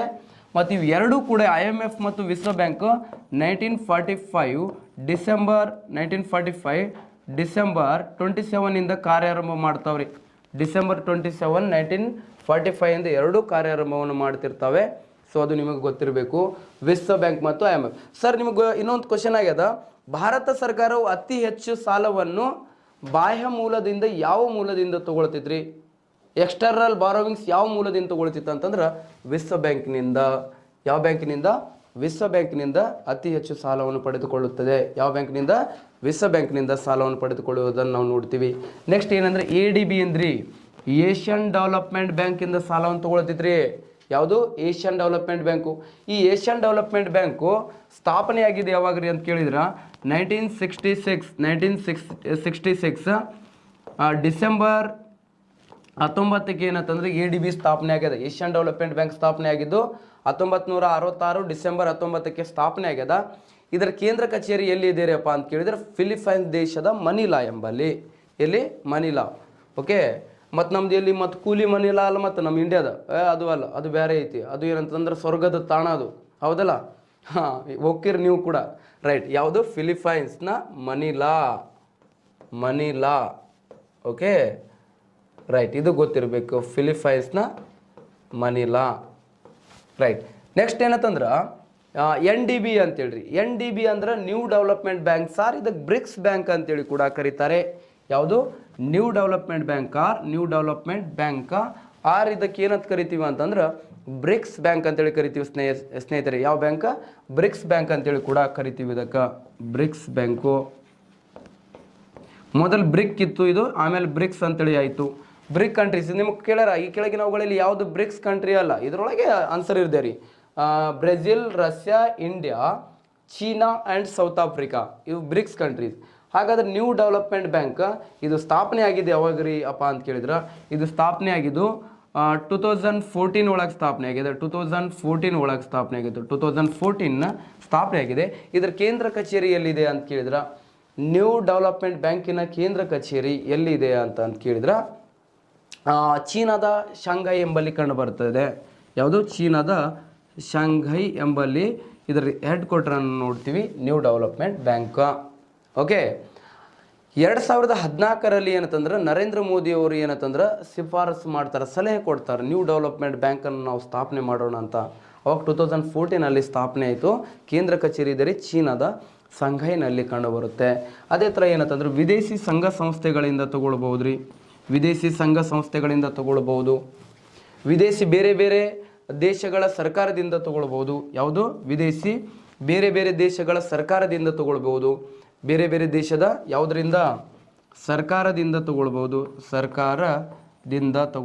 ಬೇರೆ ಬೇರೆ ದೇಶದ ಸರ್ಕಾರಗಳಿಂದ ತಗೊಳ್ಬಹುದು. ಅದನ್ನು ಬಿಟ್ಟರೆ ಎಲ್ಲಿಂದ ತಗೊಳ್ಬಹುದು ಗೊತ್ತಾ? ವಿದೇಶಿ ಶ್ರೀಮಂತ ವ್ಯಕ್ತಿಗಳಿಂದ ತಗೊಳ್ಬಹುದು. ಯಾರಿಂದ? ಶ್ರೀಮಂತ ವ್ಯಕ್ತಿಗಳಿಂದ, ಎಲಾನ್ ಮಸ್ಕ್ ಅಂತವರಿಂದ. ಓಕೆ. ನೆಕ್ಸ್ಟ್ ಅಮೆಜಾನ್ CEO ಯಾರಾದರ? ಶ್ರೀಮಂತ ವ್ಯಕ್ತಿಗಳಿಂದ ತಗೊಳ್ಬಹುದು. ವಿದೇಶಿ ಎಂಥ ಶ್ರೀಮಂತ ವ್ಯಕ್ತಿಗಳು? ವಿದೇಶಿ ಶ್ರೀಮಂತ ವ್ಯಕ್ತಿಗಳಿಂದ ತಗೊಳ್ಬಹುದು. ಇವೆಲ್ಲ ಏನಂತಂದ್ರೆ ವಿದೇಶಿ ಸಾಲದ ಮೂಲಗಳು ಅಂತೇಳಿ ಹೇಳ್ಬೋದು. ಇವೆಲ್ಲ ಅಂದ್ರೆ ಆಂತರಿಕ ಸಾಲ ಮತ್ತು ಬಾಹ್ಯ ಸಾಲ. ಭಾರತ ಸರ್ಕಾರ ವಿದೇಶಿ ಸಾಲವನ್ನು ವಿಶ್ವ ಬ್ಯಾಂಕಿನ ಅತಿ ಹೆಚ್ಚು 2021 ಅತಿ ಹೆಚ್ಚು ಎಲ್ಲಿಂದ ಪಡ್ಕೊಂಡಿದೆ ಅಂತಂದ್ರೆ ವಿಶ್ವ ಬ್ಯಾಂಕಿನಿಂದ ಪಡೆದುಕೊಂಡಿದೆ. ವಿಶ್ವ ಬ್ಯಾಂಕಿನಿಂದ ಅತಿ ಹೆಚ್ಚು ಸಾಲವನ್ನು ಪಡೆದುಕೊಂಡಿದೆ ರೀ. ಯಾವ ಬ್ಯಾಂಕಿನಿಂದ? ವಿಶ್ವ ಬ್ಯಾಂಕಿನಿಂದ ಸಾಲವನ್ನು ಪಡೆದುಕೊಂಡಿದೆ. ಓಕೆ. 3-4 ಮಂದಿ ಏನಂತಂದ್ರೆ ಈ ಒಂದು 4-5 ಕ್ವಶನ್ ಕೇಳಿದ್ರು ನಿನ್ನೆ GST ಮೇಲೆ ನನಗೆ ಕಳಿಸಿದ್ರು. GSTಯನ್ನು ಪ್ರಪಂಚದಲ್ಲಿ ಮೊಟ್ಟ ಮೊದಲ ಬಾರಿಗೆ ಅಳವಡಿಸಿಕೊಂಡ ದೇಶ ಯಾವುದ್ರಿ ಸರ್ ಅಂತ ಕೇಳ್ಯಾರ. ಪಾಠ ಕೇಳಿರಿಲ್ಲೋ? ಫ್ರಾನ್ಸ್ ಹೇಳಿನೋ ಇಲ್ಲೋ? ಫ್ರಾನ್ಸ್ ಅಂತೇಳಿ. GST ಮಸೂದೆಗೆ ಒಪ್ಪಿಗೆ ನೀಡಿದ ಮೊದಲ ರಾಜ್ಯ ಯಾವುದ್ರಿ ಸರ್ ಅಂತ ಕೇಳಿರಿ. ಆಸಾಮ್ ಹೇಳಿನೋ ಇಲ್ಲೋ? ನೀವೇನೇನು ಕ್ವಶನ್ ಹಾಕಿರ್ತೀರಲ್ಲ ಕ್ಲಾಸ್ ಕರೆಕ್ಟ್ ಒಂದ್ಸಲ ನೋಡ್ರಿ ಮತ್ತು ನೋಟ್ಸನ್ನು ಓದ್ಕೊಳ್ರಿ. ನೀವು ಎಲ್ಲಿ ಒಂದು ಕ್ವಶನು ಮಿಸ್ ಆಗಂಗಿಲ್ಲ ರೀ ನಿಮ್ಗೆ. ಓಕೆ. ಮತ್ತು ಎಷ್ಟು ದೇಶಗಳು GST ಅಳವಡಿಸ್ಕೊಂಡಿದ್ದಾವ್ರಿ ಸರ್ ಅಂತ ಹೇಳಿದ್ರೆ 160+ ಅಂತೇಳಿ ಹೇಳಿದ್ದೀನಿ ನಿಮ್ಗೆ. ಒಂದು ಪಾಯಿಂಟ್ಸ್ ಕೂಡ ನಿಮ್ಗೆ ಸ್ಕಿಪ್ ಮಾಡಿಲ್ಲ ನಾನು, ಪ್ರತಿಯೊಂದು ಹೇಳಿದ್ದೀನಿ. ಓಕೆ, ಅದು ತಿಳ್ಕೊಳ್ರಿ. ರೈಟ್. ನೆಕ್ಸ್ಟ್ ಏನಂತಂದ್ರೆ ಇದಾದ ನಂತರ ಏನಂತಂದ್ರೆ ನೆಕ್ಸ್ಟ್ ನಿಮಗೆ ಏನಂತಂದ್ರೆ ಆಂತರಿಕ ಸಾಲ ಮತ್ತು ಬಾಹ್ಯ ಸಾಲ ಕಂಪ್ಲೀಟ್ ಆಗ್ತದೆ. ಎವ್ರಿ ಡೇ ಕ್ಲಾಸ್ ನೋಡ್ಬೇಕ್ರಿ. ಒಂದು ಕ್ಲಾಸ್ ನೋಡೋದು ಒಂದು ಕ್ಲಾಸ್ ಬಿಡೋದು ಮಾಡಿದ್ರೆ ಏನು ಅರ್ಥ ಆಗಂಗಿಲ್ಲ. ಎವ್ರಿ ಡೇ ಪ್ರತಿ ಒಂದು ಕ್ಲಾಸ್ ಏನಂದ್ರೆ ಮಿಸ್ ಆಗ್ಲಾರ್ದಂಗೆ ಏನಂದ್ರೆ ನೋಡಬೇಕು. ಯಾವುದೇ ಸಬ್ಜೆಕ್ಟ್ ಆಗಿರಲಿಲ್ಲ, ನಂದೇ ಅಲ್ಲ, ಯಾವುದೇ ಸಬ್ಜೆಕ್ಟ್ ಇದ್ರೆ ಒಂದು ಲಿಂಕ್ ಅನ್ನೋದು ಸಿಗ್ತದ್ರಿ ನಿಮಗೆ. ಸರಿ ಇಲ್ರಿ ನಾವು ವರ್ಕ್ ಮಾಡ್ತೀವ್ರಿ, ಹಂಗಂದ್ರೆ 24 ತಾಸು ನಿಮಗೋಸ್ಕರ ಇಡ್ತೀವಿ ನಾವು. ಅದನ್ನು ನೋಡಬೇಕಪ್ಪ. ನೋಡೋರಿದ್ರೆ ಕಲಿಬೇಕಂತ ಹಂಬಲಿದ್ರೆ ಹೆಂಗೆ ಬೇಕಾದ್ರೆ ಕಲಿಬಹುದು. ರೈಟ್. ನೆಕ್ಸ್ಟ್ ಏನಂತಂದ್ರೆ ಇದಾದ ನಂತರ ನಿಮಗೆ ಏನಂತಂದ್ರೆ ನೆಕ್ಸ್ಟ್ ಏನಂತಂದ್ರೆ ವಿನಿಮಯ ಅಂತೇಳಿ ಬರುತ್ತೆ. ಇಲ್ಲಿ ಸಾರ್ವಜನಿಕ ಹಣಕಾಸು ನಿಮಗೆ ಏನಂತಂದ್ರೆ ಮುಗಿತದ. ಸಾರ್ವಜನಿಕ ಹಣಕಾಸು ಮುಗಿತದ. ನಿಮಗೇನಂತಂದ್ರೆ ಸಾರ್ವಜನಿಕ ಸಾಲದ ಬಗ್ಗೆ ಹೇಳಬೇಕು. ಸಾಲ ಮುಗೀತು. ನೆಕ್ಸ್ಟ್ ಏನಂತಂದ್ರೆ ವಿನಿಮಯ. ಸಾರ್ವಜನಿಕ ಹಣಕಾಸು ಒಳಗೆ 3 ವಿಧಗಳು ಹೇಳಿದೆ ನಿಮಗೆ. ಸಾರ್ವಜನಿಕ ಆದಾಯ, ಸಾರ್ವಜನಿಕ ಯಾವುದು, ಸಾರ್ವಜನಿಕ ವೆಚ್ಚ ಮತ್ತು ಸಾರ್ವಜನಿಕ ಸಾಲ. ಅವು 3 ಮುಗಿದು ನೆಕ್ಸ್ಟ್ ಏನಂತಂದ್ರೆ ವಿನಿಮಯ ಹೇಳಬೇಕು ನಿಮ್ಗೆ. ವಿನಿಮಯ ಅಂತಂದ್ರೆ ಎಕ್ಸ್ಚೇಂಜ್ ಅಂತೇಳಿ ಕರಿತೀವಿ. ವಿನಿಮಯ ಅಂತಂದ್ರೆ ಏನ್ರಿ, ಎಕ್ಸ್ಚೇಂಜ್ ಅಂತೇಳಿ ಕರಿತೀವಿ. ಪಿಂಕ್ ಪಿಂಕ್ ಪಿಂಕ್ ನೋಡಿ ಹೆಂಗಾಗಿತ್ತು ನೋಡ್ರಿ ಸ್ಲೈಡ್, ಬೆಂಕಿ ಆಗ್ಯದ. ನೆಕ್ಸ್ಟ್ ಏನಂತಂದ್ರೆ ನಿಮಗೋಸ್ಕರ ಬೆಂಕಿ ಮಾಡಿಸ್ತಿದ್ದೀವಿ ನಾವು. ರೈಟ್.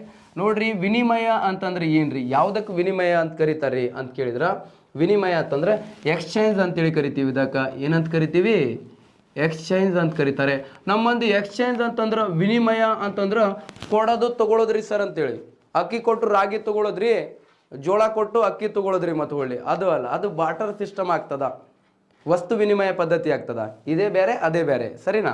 ನೋಡ್ರಿ ವಿನಿಮಯ ಅಂತಂದ್ರೆ ಏನ್ರಿ, ವಿನಿಮಯ ಸಾಲ ಅಲ್ಲಿದು ಬರೀ ವಿನಿಮಯ ಅಷ್ಟೇ ಇದು. ಓಕೆ, ವಿನಿಮಯ. ವಿನಿಮಯ ಅಂದ್ರೆ ಯಾವುದಕ್ಕೆ ಕರೀತಾರಪ್ಪ ವಿನಿಮಯ? ಉತ್ಪಾದಕರು ತಾವು ಉತ್ಪಾದಿಸಿದ ಸರಕುಗಳನ್ನು, ಯಾವುದು, ಉತ್ಪಾದಕರು ತಾವು ಉತ್ಪಾದಿಸಿದ ಸರಕುಗಳನ್ನು ವಿವಿಧ ವ್ಯವಹಾರ ಮಾಧ್ಯಮಗಳ ಮೂಲಕ ಗ್ರಾಹಕರ ಮನೆ ಬಾಗಿಲಿಗೆ ತಲುಪಿಸುವುದಕ್ಕೆ ಏನಂತ ಕರೀತಾರೆ, ವಿನಿಮಯ ಅಂತೇಳಿ ಕರೀತಾರೆ. ಈಗ ವಿನಿಮಯ ಈಗೇನಂತಂದ್ರೆ ಈಗ ಡೈರೆಕ್ಟಾಗಿ ಏನಂತಂದ್ರೆ ಈ ವಾಚ್ ಎಲ್ಲಿ ಸ್ಥಾಪನೆ ಆಗಿ ಎಲ್ಲಿ ಇದನ್ನು ಉತ್ಪಾದನೆ ಮಾಡ್ಯಾರ ಗೊತ್ತಿಲ್ಲ ಈ ವಾಚನ್ನ. ಈಗ ಏನಂತಂದ್ರೆ ನಾವೇನಂತಂದ್ರೆ ಅನುಭೋಗಿಗಳು, ನಾವು ಕನ್ಸ್ಯೂಮರ್ಗಳು. ಈಗ ವಾಚ್ ಎಲ್ಲಿಂದ ತೊಗೊಂಡು ಬಂದಿರಿ ಸರ್ ಅಂತ ಕೇಳಿದ್ರೆ, ನಾನು ವಾಚ್ ತೊಗೊಳಕ್ಕೆ ಏನಂತಂದ್ರೆ ನಾನೇನಂತಂದ್ರೆ ಕಂಪ್ನಿಗೆ ಹೋಗಿದ್ದೆ, ಅಲ್ಲಿ ಹೆಂಗೆ ಉತ್ಪಾದನೆ ಆಗತ್ತಿದ್ದು ನೋಡ್ಕೊಂಡು ನಾನು ಚಂದಿದ್ದು ನೋಡ್ಕೊಂಡು ಆರಿಸ್ಕೊಂಡು ಬಂದಿನಿ ಅಂತೇಳಿ ಅಂತೀರಾ? ಸಾಧ್ಯನೇ ಇಲ್ಲ. ನಾವು ಏನೇ ಉತ್ಪಾದನೆ ಆಗಿರುವಂಥ ಸರಕುಗಳನ್ನು ಏನು ಮಾಡ್ತಾರ, ವಿವಿಧ ವ್ಯವಹಾರ ಮಾಧ್ಯಮಗಳ ಮೂಲಕ ಅದನ್ನು ನಾವು ತೊಗೊಳ್ತೀವಿ. ತೊಗೊಂಡು ನಾವೇನು ಕನ್ಸ್ಯೂಮ್ ಮಾಡ್ತೀವಿ, ಅದನ್ನು ಏನಂತ ಕರಿತೀವಿ, ವಿನಿಮಯ ಅಂತ ಕರೀತಾರೆ. ಉತ್ಪಾದಕರು ತಾವು ಉತ್ಪಾದಿಸಿದ ಸರಕುಗಳನ್ನು ವಿವಿಧ ವ್ಯವಹಾರ ಮಾಧ್ಯಮಗಳ ಮೂಲಕ ಗ್ರಾಹಕರ ಮನೆ ಬಾಗಿಲಿಗೆ ತಲುಪಿಸುವುದಕ್ಕೆ ಏನಂತ ಕರೀತಾರೆ, ವಿನಿಮಯ ಅಂತೇಳಿ ಕರೀತಾರೆ. ಹಾಗಾದರೆ ವಿನಿಮಯಕ್ಕೆ ಎಕ್ಸಾಂಪಲ್ ಯಾವುದ್ರಿ ಅಂತ ಕೇಳಿದ್ರೆ, ವಿನಿಮಯಕ್ಕೆ ಎಕ್ಸಾಂಪಲ್ ಯಾವುದು ಅಂತ ಕೇಳಿದ್ರೆ ಒಂದೇದು ಹೇಳಬೇಕಂದ್ರೆ ಮಾರುಕಟ್ಟೆ ರೀ. ಯಾವುದು, ಮಾರುಕಟ್ಟೆ, ಮಾರ್ಕೆಟ್ ಆಗಿರ್ಬೋದು. ಅದನ್ನು ಬಿಟ್ಟರೆ ಮಾರ್ಕೆಟಿಗೆ ಈಗ ಏನಂದ್ರೆ ಚಪ್ಪಲಿ ತೊಗೊಳಕ್ಕೆ ಹೋಗ್ತಿರಲ್ಲ, ಹೊಸದ ಚಪ್ಪಲಿ ಆಗಿರ್ಬೋದು, ಏನೇ ತೊಗೊಳಕ್ಕೆ ಹೋದ್ರೆ ಏನಂದ್ರೆ ಈಗ ಏನಂದ್ರೆ ಅಮೆಜಾನ್, ಫ್ಲಿಪ್ಕಾರ್ಟ್ ಬಂದಿದ್ದಾವೆ. ಮೊದಲು ಏನೇ ತೊಗೊಳ್ಬೇಕಂತಂದ್ರೆ ಎಲ್ಲಿಗೆ ಹೋಗ್ಬೇಕಾಗಿತ್ತು, ನೀವು ಮಾರುಕಟ್ಟೆಗೆ ಹೋಗ್ಬೇಕಾಗ್ತಿತ್ತು. ಒಂದೇದು ಯಾವುದು, ಮಾರುಕಟ್ಟೆ. ಎರಡನೇದು ಯಾವುದು, ಫ್ಲಿಪ್ಕಾರ್ಟ್. ಓಕೆ, ಅದನ್ನು ಬಿಟ್ಟರೆ ಅಮೆಜಾನ್, ಆಮೇಲೆ ಏನಂದ್ರೆ ಮೀಸೋ. ಓಕೆ, ಮತ್ತೇನಂದ್ರೆ ಜಿಯೋ ಮಾರ್ಟ, ಮತ್ತೇನಂದ್ರೆ ರಿಲಯನ್ಸ್ ಮಾರ್ಟ, ಡಿ ಮಾರ್ಟ. ಯಾವುದೇ ಶಾಪಿಂಗ್ ಮಾಲ್ಸ್ಗಳದಾವಲ್ಲ ಎಲ್ಲವುದರ ಮೂಲಕ ನೀವು ತೊಗೊಳ್ತೀರಿ. ಮತ್ತು ಅದೇ ಥರ ಸನಿ ಮಾರ್ಟ, ಮೊಹಾಲಿ ಒಳಗೆ ಕಂಡು ಬರ್ತಿತ್ತು, ಮತ್ತು ಮುಂಬೈ ಒಳಗೂ ಕಂಡು ಬರ್ತಿತ್ತು ಸನಿ ಮಾರ್ಟ. ಇವೆಲ್ಲ ಏನಂತಂದ್ರೆ ನಿಮಗೇನಂದ್ರೆ ವಸ್ತುಗಳನ್ನು ನಿಮ್ಮ ಮನೆಗೆ ತಲುಪಿಸುವಂತೆ ಮಾಡುವಂಥದ್ದು. ಓಕೆ, ವಿನಿಮಯ, ಎಕ್ಸ್ಚೇಂಜ್ ಅಂದ್ರೆ ಅಷ್ಟೇ. ನೆಕ್ಸ್ಟ್ ಇದಾದ ನಂತರ ಸ್ನೇಹಿತರೆ ಬರೋದು ನಿಮಗೆ ಆರ್ಥಿಕ ಯೋಜನೆಗಳು, ಎಕನಾಮಿಕ್ ಪ್ಲ್ಯಾನಿಂಗ್ಸ್ ರೀ. ಎಕನಾಮಿಕ್ ಪ್ಲ್ಯಾನಿಂಗ್ಸ್ ಯಾವುದಕ್ಕೆ ಸಂಬಂಧಪಟ್ಟೈತ್ರಿ, ಆರ್ಥಿಕ ಯೋಜನೆಗಳು. ಇದರ ಮೇಲೆ ಕೂಡ ಏನಂತಂದ್ರೆ ನಿಮಗೆ ಕ್ವಶನ್ ಕೇಳ್ತಿರ್ತಾರೆ. ಆರ್ಥಿಕ ಯೋಜನೆ ಅಂದರೆ ಏನಾಗಿದ್ರಿ, ಯಾವುದಕ್ಕೆ ಸಂಬಂಧಪಟ್ಟೈತಿ ಆರ್ಥಿಕ ಯೋಜನೆಗಳು. ಓಕೆ, ಆರ್ಥಿಕ ಯೋಜನೆ ಅಂದರೆ 5 ಇಯರ್ ಪ್ಲ್ಯಾನಲ್ಲಿ ನಾವು ಸ್ಟಡಿ ಮಾಡ್ತೀವಿ. ಇಲ್ಲಿ ಸ್ವಲ್ಪ ಶಾರ್ಟಾಗಿ ಹೇಳ್ತೀನಿ. ನಿಮ್ಗೆ 5 ಇಯರ್ ಪ್ಲ್ಯಾನ್ ಹೇಳುವಾಗ ಏನಂತಂದ್ರೆ ಡಿಟೇಲ್ ಆಗಿ ಹೇಳಬೇಕಾಗ್ತದೆ. 5 ಇಯರ್ ಪ್ಲ್ಯಾನ್ ಇಂಪಾರ್ಟೆಂಟ್ ಆಗಿರುತ್ತೆ. ಅದಕ್ಕೆ ನೋಡ್ರಿ, ಆರ್ಥಿಕ ಯೋಜನೆಗಳು, ಎಕನಾಮಿಕ್ ಪ್ಲಾನಿಂಗ್ಸ್ ಅಂತ ಕರಿತೀವಿ. ನೋಡ್ರಿ, ಆರ್ಥಿಕ ಮತ್ತು ಸಾಮಾಜಿಕ ಯೋಜನೆಗಳನ್ನು ಸಂವಿಧಾನದ ಸಮವರ್ತಿ ಪಟ್ಟಿಯಲ್ಲಿ ಕಂಡುಬರುತ್ತವೆ. ಇದು ಸಂವಿಧಾನದ ಯಾವ ಪಟ್ಟಿಯಲ್ಲಿ, ಆರ್ಥಿಕ ಮತ್ತು ಸಾಮಾಜಿಕ ಯೋಜನೆಗಳು ಏನಂತಂದ್ರೆ ಕಾನ್ಕರೆಂಟ್ ಲಿಸ್ಟ್ ಒಳಗೆ ಕಂಡು ಬರ್ತವೆ ರೀ. ಯಾವ ಲಿಸ್ಟ್ ಒಳಗೆ ಕಂಡು ಬರುತ್ತೆ, ಕಾನ್ಕರೆಂಟ್ ಲಿಸ್ಟ್ ಒಳಗೆ ಕಂಡು ಬರುತ್ತೆ.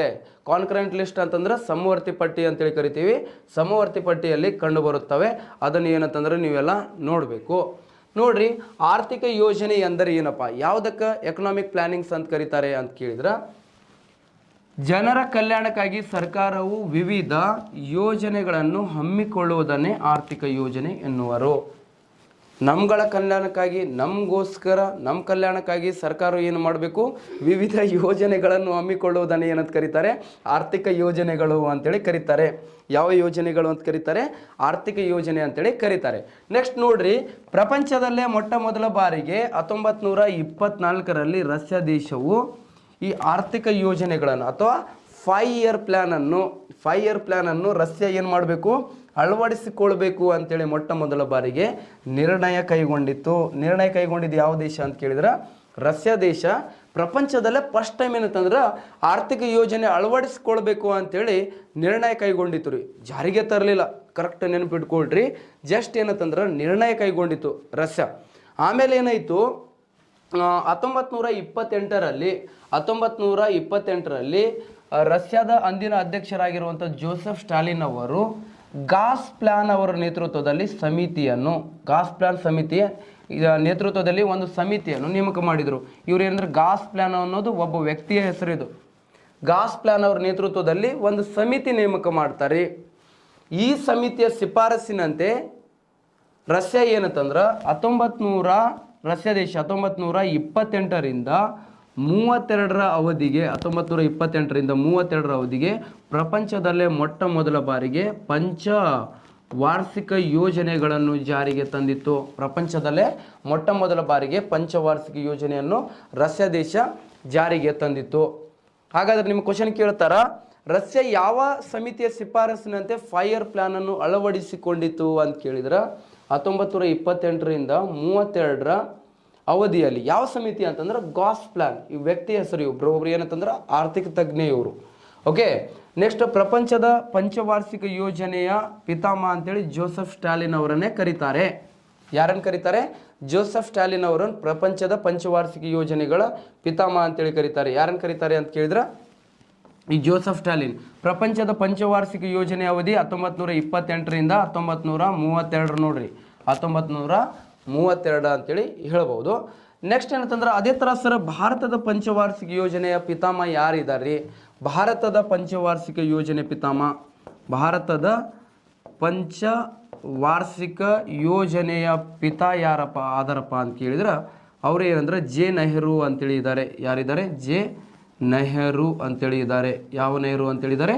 ಜೆ ನೆಹರು ಅವರನ್ನು ಕರಿತೀವಿ. ನೆಕ್ಸ್ಟ್ ಏನಂತಂದ್ರೆ ಇದಾದ ನಂತರ ಭಾರತ ದೇಶದಲ್ಲಿ ಕೂಡ ಏನಂತಂದ್ರೆ ಪಂಚವಾರ್ಷಿಕ ಯೋಜನೆ ಜಾರಿಗೆ ಬರಬೇಕಂದ್ರೆ ಬಹಳಷ್ಟು ಐತಿಹಾಸಿಕ ಹಿನ್ನೆಲೆಗಳಿದೆ ರೀ. ಯಾವುದಂದ್ರೆ ಬಾಂಬೆ ಪ್ಲ್ಯಾನ್ ಆಗ್ತದ, ನಾಗ್ಪುರ್ ಯೋಜನೆ ಅಂತೇಳಿ ಬರುತ್ತೆ. ನೆಕ್ಸ್ಟ್ ಏನಂತಂದ್ರೆ ಗಾಂಧಿ ಪ್ಲ್ಯಾನ್ ಅಂತೇಳಿ ಬರುತ್ತೆ, ಪೀಪಲ್ ಪ್ಲ್ಯಾನ್, ಸರ್ವೋದಯ plan, sir M V plan, okay, Hyderabad plan, Lucknow plan, ಅವೆಲ್ಲ ಹಿನ್ನೆಲೆ ಹೇಳಬೇಕಾಗ್ತದ. 5 ಇಯರ್ ಪ್ಲ್ಯಾನ್ನ ಇವಾಗ ಹೇಳ್ತಿಲ್ಲ ನಿಮಗೂ, 5 ಇಯರ್ ಪ್ಲ್ಯಾನ್ ಆಮೇಲೆ ತೊಗೊಳ್ತೀನಿ. 5 ಇಯರ್ ಪ್ಲ್ಯಾನ್ ಅನಾಹುತ ಹೇಳೋಣ, ಜಿ ಕೆ ಲಿಂಕ್ ಕೊಟ್ಟ ಅದನ್ನು, ಸರಿನಾ? ರೈಟ್. ನೆಕ್ಸ್ಟ್ ಏನಂತಂದ್ರೆ 1928ರಿಂದ 30 ನಮ್ಮ ಪ್ರಪಂಚದಲ್ಲಿ 1928ರಿಂದ ಅಥವಾ 1929ರಿಂದ 32ರ ಅವಧಿಗೆ ಏನಂತರ ಬರಗಾಲ ಸಂಭವಿಸ್ತಿತ್ತು ರೀ. ಇಡೀ ವಿಶ್ವ ಒಳಗೆ ಬರಗಾಲ ಇರ್ತದ, ಆರ್ಥಿಕ ಮುಗ್ಗಟ್ಟು ಇರ್ತದೆ ರೀ. ಆದರೂ ಕೂಡ ಇಂಥ ಅವಧಿಯಲ್ಲಿ ರಷ್ಯಾ ಏನಂತಂದ್ರೆ 5 ಇಯರ್ ಪ್ಲ್ಯಾನನ್ನು ಅಳವಡಿಸಿಕೊಂಡು ಬಹಳಷ್ಟು ಅಭಿವೃದ್ಧಿ ಆಗ್ತದೆ. ರಷ್ಯಾ ದೇಶ ಅಭಿವೃದ್ಧಿ ಆಗಿತ್ತು. ಈ ರಷ್ಯಾನ ಅಭಿವೃದ್ಧಿ ಕಂಡು ಏನಂತಂದ್ರೆ ಬಹಳಷ್ಟು ದೇಶಗಳು ಇಂಪ್ರೆಸ್ ಆಕಾವ್ರಿ. ಓಕೆ, ಸೊ ಅದಕ್ಕೆ ಏನಂದ್ರೆ ಬೇರೆ ಬೇರೆ ದೇಶಗಳು ಕೂಡ ಏನಂದ್ರೆ 5 ಇಯರ್ ಪ್ಲ್ಯಾನ್ ಅಳವಡಿಸ್ಕೊಳ್ಬೇಕಂತೇಳಿ ನಿರ್ಣಯ ಕೈಗೊಳ್ತಾರೆ. ನೆಕ್ಸ್ಟ್ ಏನಂತಂದ್ರೆ ಭಾರತದ ಆರ್ಥಿಕ ಯೋಜನೆ ಪಿತಾಮಹ ಯಾರಂತಂದ್ರೆ ಸರ್ ಎಂ ವಿ ಅವರನ್ನು ಕರಿತೀವಿ. ಆರ್ಥಿಕ ಯೋಜನೆಗಳ ಪಿತಾಮಹ ಯಾರನ್ನು ಕರೀತಾರೆ? ಸರ್ ಎಂ ವಿ ಅವರನ್ನು ಕರೀತಾರೆ. ಭಾರತದ ಆರ್ಥಿಕ ಯೋಜನೆಗಳ ಪಿತಾಮಹ ಅಂತೇಳಿ ಕರಿತೀವಿ, ಇದು ಗೊತ್ತಿರಬೇಕು. ಸರ್ ಎಂ ವಿಶ್ವೇಶ್ವರಯ್ಯನವರನ್ನು ಕರಿತೀವಿ ಭಾರತದ ಆರ್ಥಿಕ ಯೋಜನೆಯ ಪಿತಾಮಹ ಅಂತೇಳಿ. ಇಷ್ಟು ನೆನಪಿರಲಿ ಸ್ನೇಹಿತರೆ. ನೆಕ್ಸ್ಟ್ ನೋಡಿದಾಗ ಏನಪ್ಪ ಅಂತ ಕೇಳಿದ್ರೆ ಇದಾದ 1928ರಿಂದ 32 ರಷ್ಯಾ ದೇಶವು ಪ್ರಪಂಚದಲ್ಲೇ ಮೊಟ್ಟ ಮೊದಲ ಬಾರಿಗೆ ಪಂಚವಾರ್ಷಿಕ ಯೋಜನೆ ಅಳವಡಿಸಿಕೊಂಡಿತು. ಭಾರತದ ಪಂಚವಾರ್ಷಿಕ ಯೋಜನೆ ಪಿತಾಮಹ ಜವಾಹರ್ಲಾಲ್ ನೆಹರು. ನೆಕ್ಸ್ಟ್ ಅದೇ ಥರ ಭಾರತದ ಆರ್ಥಿಕ ಯೋಜನೆಗಳ ಪಿತಾಮಹ ಸರ್ ಎಂ ವಿಶ್ವೇಶ್ವರಯ್ಯನವರು. ಇಷ್ಟೆಲ್ಲ ನಿಮಗೇನಂದ್ರೆ ಗೊತ್ತಿರಬೇಕು. ನೆಕ್ಸ್ಟ್ ಇಲ್ಲಿಗೆ ನಿಮಗೇನಂತಂದ್ರೆ ಸಾಂಪ್ರದಾಯಿಕ ಅರ್ಥಶಾಸ್ತ್ರದ ವ್ಯಾಪ್ತಿ ಮುಗೀತು ರೀ. ಸಾಂಪ್ರದಾಯಿಕ ಅರ್ಥಶಾಸ್ತ್ರದ ವ್ಯಾಪ್ತಿ ಮುಗೀತು. ಓಕೆ, ಇದಾದ ನಂತರ ಏನಂತಂದ್ರೆ ನೆಕ್ಸ್ಟ್ ಬರೋದು ನಿಮಗೆ ಆಧುನಿಕ ಅರ್ಥಶಾಸ್ತ್ರದ ವ್ಯಾಪ್ತಿ, ಮಾಡರ್ನ್ ಸ್ಕೋಪ್ ಆಫ್ ಎಕನಾಮಿಕ್ಸ್ ಅಂತೇಳಿ ಕರಿತೀವಿ. ಆಧುನಿಕ ಅರ್ಥಶಾಸ್ತ್ರದ ವ್ಯಾಪ್ತಿ ಇಂಪಾರ್ಟೆಂಟ್ ಇದೆ ರೀ ಕೂಡ. ಓಕೆ, ಇದ್ರೊಳಗೆ ಏನಂತಂದ್ರೆ micro and macro economy study ಮಾಡ್ತೀವಿ. ಬಟ್ ಕಾಂಪಿಟೇಟಿವ್ ಎಕ್ಸಾಮ್ ಒಳಗೆ ಮೈಕ್ರೋ ಆ್ಯಂಡ್ ಮ್ಯಾಕ್ರೋ ಎಕನಾಮಿಗೆ ಅಷ್ಟೊಂದು ಇಂಪಾರ್ಟೆಂಟ್ ಆಗಿರಂಗಿಲ್ಲ. ಓಕೆ, ಇದನ್ನು ಏನಂತ ಹೇಳಿ ಕರಿತೀವಿ ಅಂತಂದ್ರೆ ಮಾಡರ್ನ್ ಸ್ಕೋಪ್ ಆಫ್ ಎಕನಾಮಿಕ್ಸ್ ಅಂತ ಕರಿತೀವಿ. ಇದಕ್ಕೆ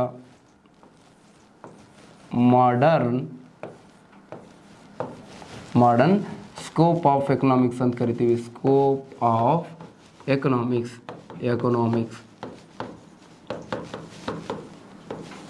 ಮಾಡರ್ನ್ ಸ್ಕೋಪ್ ಆಫ್ ಎಕನಾಮಿಕ್ಸ್, ಆಧುನಿಕ ಅರ್ಥಶಾಸ್ತ್ರದ ವ್ಯಾಪ್ತಿ. ಅದರೊಳಗೆ ಬರೋದು ಒಂದು ಸೂಕ್ಷ್ಮ ಅರ್ಥಶಾಸ್ತ್ರ, ಒಂದು ಸಮಗ್ರ ಅರ್ಥಶಾಸ್ತ್ರ. ಒಂದೇದಿದ್ದಾರೆ ಮೈಕ್ರೋ ಎಕನಾಮಿಕ್ಸ್. ಯಾವ ಎಕನಾಮಿ? ಮೈಕ್ರೋ ಎಕನಾಮಿ ಅಂತೇಳಿ ಬರುತ್ತೆ. Micro economy. ಇನ್ನೊಂದು ಯಾವುದು ಅಂತ ಕೇಳಿದ್ರೆ ಮ್ಯಾಕ್ರೋ ಎಕನಾಮಿ ಅಂತೇಳಿ 2 ಪಾರ್ಟ್ಸ್ ಬರ್ತಾವ್ರಿ ಎಕನಾಮಿ. ಬಟ್ ಇದು ನಮಗೆ ಮೈಕ್ರೋ ಎಕನಾಮಿ ಎಕ್ಸಾಮಿಗೆ ಏನಂತಂದ್ರೆ ಕಾಂಪಿಟೇಟಿವ್ ಎಕ್ಸಾಮಿಗೆ ಇಂಪಾರ್ಟೆಂಟ್ ಅಲ್ಲ, ಬಿಸ್ನೆಸ್ ಮ್ಯಾನ್ಗಳಿಗೆ ಇರುವಂಥದ್ದು. ಇಷ್ಟೊತ್ತು ನಾನು ನಿಮಗೆಲ್ಲ ಹೇಳತ್ತಿದ್ದು ಮ್ಯಾಕ್ರೋ ಎಕನಾಮಿನೇ. ಈಗ ನಮ್ಮ ಕಾಂಪಿಟೇಟಿವ್ ಎಕ್ಸಾಮಿಗೆಲ್ಲ ನಾವು ಸ್ಟಡಿ ಮಾಡೋದು ಯಾವುದು? ಮ್ಯಾಕ್ರೋ ಎಕನಾಮಿ ಬಗ್ಗೆನೇ ನಾವು ಸ್ಟಡಿ ಮಾಡ್ತಿದ್ದೀವಿ. ಇಷ್ಟೊತ್ತು ನಿಮ್ಗೆ ಏನೇನು ನಾನು ಟೀಸ್ ಮಾಡಿದ್ದೀನಲ್ಲ ಅದು ಮ್ಯಾಕ್ರೋ ಎಕನಾಮಿಗೆ ರಿಲೇಟೆಡ್ ಆಗಿರುವಂಥದ್ದು, ಸರಿನಾ? ಆದರೂ ಕೂಡ ಏನಂತಂದ್ರೆ ಸರ್ ಪಿ ಯು ಸಿಯಲ್ಲಿ ಇದೆ ಅಲ್ರಿ ಸರ್ ಸೂಕ್ಷ್ಮ ಮತ್ತು ಸಮಗ್ರ. ಪಿ ಯು ಸಿ ಬುಕ್ಕಲ್ಲಿ ಅಂದ್ರೆ ಸೂಕ್ಷ್ಮ ಮತ್ತು ಸಮಗ್ರ ಅರ್ಥಶಾಸ್ತ್ರನೇ ಕೊಟ್ಬಿಟ್ಟಾನ. ಅದು ಥಿಯರಿ ರೀ, ಅದು ಕಾಂಪಿಟೇಟಿವ್ ಎಕ್ಸಾಮಿಗೆ ಅಪ್ಲೈ ಆಗಂಗಿಲ್ಲ, ಸರಿನಾ? ಇವು ಮತ್ತು ಟೀಚರ್ ಪೋಸ್ಟ್ ಕಾಲ್ ಈಗ ಏನಂತಂದ್ರೆ ನೀವು ಪ್ರೊಫೆಸರ್ ಎಕ್ಸಾಮ್ ಇವತ್ತು ಬರೆಯತ್ತಾರಲ್ಲ ಅಂಥ ಏನಾರು ಎಕ್ಸಾಮಿಗೆ ನೀವು ಪ್ರಿಪೇರ್ ಆಗುವಂತಿದ್ರೆ ಇದು ಏನಂತಂದ್ರೆ ಕಂಪಲ್ಸರಿ ಏನಂತಂದ್ರೆ ಇವೆಲ್ಲ ಓದಬೇಕು, ಭಾಳಷ್ಟು ಇಂಪಾರ್ಟೆಂಟ್ ಆಗಿರುತ್ತೆ. Micro and macro economy. Next ಇದರ ಬಗ್ಗೆ ನೋಡೋಣ. ಈಗ ಸೂಕ್ಷ್ಮ ಮತ್ತು ಸಮಗ್ರ ಅರ್ಥಶಾಸ್ತ್ರವನ್ನು ಪ್ರಪಂಚದಲ್ಲೇ ಮೊಟ್ಟ ಮೊದಲ ಬಾರಿಗೆ ಅಭಿವೃದ್ಧಿಪಡಿಸಿದವರು ಯಾರಪ್ಪ ಅಂತ ಕೇಳಿದ್ರೆ ರ್ಯಾಗ್ನರ್ ಫ್ರಿಸ್ ಅವರು ಅಭಿವೃದ್ಧಿಪಡಿಸಿದ್ದಾರೆ. ಯಾರು? ರ್ಯಾಗ್ನರ್ ಫ್ರಿಸ್ ಅವರು ಪ್ರಪಂಚದಲ್ಲೇ ಮೊಟ್ಟ ಮೊದಲ ಬಾರಿಗೆ ಸೂಕ್ಷ್ಮ ಮತ್ತು ಸಮಗ್ರ ಅರ್ಥಶಾಸ್ತ್ರವನ್ನು ಅಭಿವೃದ್ಧಿಪಡಿಸಿದ್ದಾರೆ. ಇವರು ಮೂಲತಃವಾಗಿ ಸ್ವೀಡನ್ ದೇಶದವರಾಗಿದ್ದು, ಓಕೆ, ಮೂಲತಃವಾಗಿ ಸ್ವೀಡನ್ ದೇಶದವರಾಗಿದ್ದರು. ಆದರೆ ಇವರು ಏನಂತಂದ್ರೆ ನಾರ್ವೆ ದೇಶದ ಓಸ್ಲೋ ವಿಶ್ವವಿದ್ಯಾಲಯದಲ್ಲಿ ಅರ್ಥಶಾಸ್ತ್ರದ ಪ್ರಾಧ್ಯಾಪಕರಾಗಿದ್ದರು. ಓಕೆ, ಅರ್ಥಶಾಸ್ತ್ರ ವಿಷಯದ ಏನಾಗಿದ್ರು ಅವರು? ಪ್ರಾಧ್ಯಾಪಕರಾಗಿದ್ದರು ಅವರು. ನೆಕ್ಸ್ಟ್ ಏನಂತಂದ್ರೆ ಇವರಿಗೆ ಏನಂತಂದ್ರೆ ಅರ್ಥಶಾಸ್ತ್ರ ವಿಷಯಕ್ಕೆ ನೊಬೆಲ್ ಪ್ರಶಸ್ತಿಯನ್ನು ಮೊಟ್ಟ ಮೊದಲ ಬಾರಿಗೆ ನೀಡಲಾಯಿತು. ಓಕೆ, ಯಾಕೆ ನೀಡಲಾಗಿತ್ತು ಗೊತ್ತಾ? ಪ್ರಪಂಚದಲ್ಲಿ ಮೊಟ್ಟ ಮೊದಲ ಬಾರಿಗೆ ಇವರಿಗೆ ಯಾಕೆ ಕೊಟ್ಟರು ಅಂತಂದ್ರೆ ಸೂಕ್ಷ್ಮ ಮತ್ತು ಸಮಗ್ರ ಅರ್ಥಶಾಸ್ತ್ರವನ್ನು ಅಭಿವೃದ್ಧಿಪಡಿಸಿದ್ದಕ್ಕಾಗಿ ಕೊಟ್ಟರು. ನೋಡ್ರಿ ಸ್ನೇಹಿತರೆ, ಪ್ರಪಂಚದಲ್ಲೇ ಮೊಟ್ಟ ಮೊದಲ ಬಾರಿಗೆ ಈ ನಮ್ಮಲ್ಲಿ ಏನಂತಂದ್ರೆ ಅರ್ಥಶಾಸ್ತ್ರಕ್ಕೆ ಯಾಕೆ ಕೊಡೋಕೆ ಸ್ಟಾರ್ಟ್ ಮಾಡಿದರು? ಮೊದಲ 5 ಕ್ಷೇತ್ರ ಕೊಡ್ತಿದ್ರು ನೋಡ್ರಿ. ಮೊದಲ ಎಷ್ಟು 5 ಕ್ಷೇತ್ರಕ್ಕೆ ಏನಂತಂದ್ರೆ ನೊಬೆಲ್ ಪ್ರಶಸ್ತಿಯನ್ನು ಕೊಡ್ತಿದ್ರು. ಒಂದೇದು ಯಾವುದು ಅಂತಂದ್ರೆ ಫಿಸಿಕ್ಸ್, ಎರಡನೇದು ಕೆಮಿಸ್ಟ್ರಿ. ಒಂದೇದು ಯಾವುದು? ಫಿಸಿಕ್ಸ್, ಎರಡನೇದು ಕೆಮಿಸ್ಟ್ರಿ, ಮೂರನೇದು ಏನಂದ್ರೆ ಮೆಡಿಷನ್, ನಾಲ್ಕನೇದು ಪೀಸ್, ಐದನೇದು ಅಂದ್ರೆ ಲಿಟ್ರೇಚರ್. ಈ 5 ಕ್ಷೇತ್ರಕ್ಕೆ ಏನಂತಂದ್ರೆ ನೊಬೆಲ್ ಪ್ರಶಸ್ತಿಯನ್ನು ಕೊಡ್ತಿದ್ರು ಮೊದಲ. ಅವಾಗ ಶಾಂತಿ ಕಾಲದ ನೊಬೆಲ್ ಪ್ರಶಸ್ತಿಯನ್ನು ಹೊರತುಪಡಿಸಿ ಉಳಿದ 4 ಆದವಲ್ಲ, ಭೌತಶಾಸ್ತ್ರ, ರಾಸಾಯನಶಾಸ್ತ್ರ, ಮತ್ತೇನಂತಂದ್ರೆ ಸಾಹಿತ್ಯ ಮತ್ತು ವೈದ್ಯಕೀಯ ಶಾಸ್ತ್ರದ ನೊಬೆಲ್ ಪ್ರಶಸ್ತಿಯನ್ನು ಪ್ರಪಂಚದ ಮೊಟ್ಟ ಮೊದಲ ಕೇಂದ್ರ ಬ್ಯಾಂಕ್ ಆಗಿರುವಂಥ ಸ್ವೀಡನ್ ದೇಶದ ರಿಕ್ಸ್ ಬ್ಯಾಂಕು. ಯಾವ ಬ್ಯಾಂಕು? ಸ್ವೀಡನ್ ದೇಶದ. ನೋಡ್ರಿ ಯಾವುದು? ಪ್ರಪಂಚದ ಮೊಟ್ಟ ಮೊದಲ ಕೇಂದ್ರ ಬ್ಯಾಂಕು 1668ರಲ್ಲಿ ಸ್ಥಾಪನೆ ಆಯಿತು. ಆ ಬ್ಯಾಂಕಿನ ಹೆಸರು ಏನಂತಂದ್ರೆ ಸ್ವೀಡನ್ ದೇಶದ ರಿಕ್ಸ್ ಬ್ಯಾಂಕು ಅಂತ. ಯಾವುದು? ಸ್ವೀಡನ್ ದೇಶದ ರಿಕ್ಸ್ ಬ್ಯಾಂಕು. ದೇಶದ ಯಾವ ಬ್ಯಾಂಕ್ ಅಂತ ಕೇಳಿದ್ರೆ ರಿಕ್ಸ್ ಬ್ಯಾಂಕು ಅಂತ. ಯಾವ ಬ್ಯಾಂಕು? ಸ್ವೀಡನ್ ದೇಶದ ರಿಕ್ಸ್ ಬ್ಯಾಂಕು. ಈ ಬ್ಯಾಂಕು ಏನಂತಂದ್ರೆ ಪ್ರಪಂಚದ ಮೊಟ್ಟ ಮೊದಲ ಕೇಂದ್ರ ಬ್ಯಾಂಕು. ಓಕೆ, 1668ರಲ್ಲಿ ಈ ಬ್ಯಾಂಕು ಸ್ಥಾಪನೆ ಆಗಿತ್ತು. ಹಾಗಾದ್ರೆ ಈ ಬ್ಯಾಂಕು ಏನಂತಂದ್ರೆ 4 ಕ್ಷೇತ್ರದ ನೊಬೆಲ್ ಪ್ರಶಸ್ತಿಯನ್ನು ಕೊಡ್ತಿತ್ತು. ಯಾವ್ದ್ಯಾವ್ದು ಅಂತಂದ್ರೆ ಶಾಂತಿ ಕಾಲದ ನೊಬೆಲ್ ಪ್ರಶಸ್ತಿಯನ್ನು ಬಿಟ್ಟು ಉಳುಕಿದೆಲ್ಲ 4 ಆದವಲ್ಲ, ಭೌತಶಾಸ್ತ್ರ, ರಾಸಾಯನಶಾಸ್ತ್ರ, ವೈದ್ಯಕೀಯ ಶಾಸ್ತ್ರ ಮತ್ತು ಸಾಹಿತ್ಯ ಕಾಲದ ನೊಬೆಲ್ ಪ್ರಶಸ್ತಿ ಇದೇ ಬ್ಯಾಂಕಿನಿಂದ ಫಂಡನ್ನು ಬಿಡುಗಡೆ ಮಾಡ್ತಿತ್ತು. ಹಂಗಂತೇಳಿ ಫಂಡ್ ಈ ಬ್ಯಾಂಕಿನ ಫಂಡ್ ಅಲ್ಲ, ಅದು ನೊಬೆಲ್ ಫೌಂಡೇಶನ್ ಏನಾದ್ರೆ ದುಡ್ಡು ಇರ್ತದ, ಬಟ್ ಈ ಬ್ಯಾಂಕಿನ ಮೂಲಕ ಕೊಡ್ತಿರ್ತಾರೆ.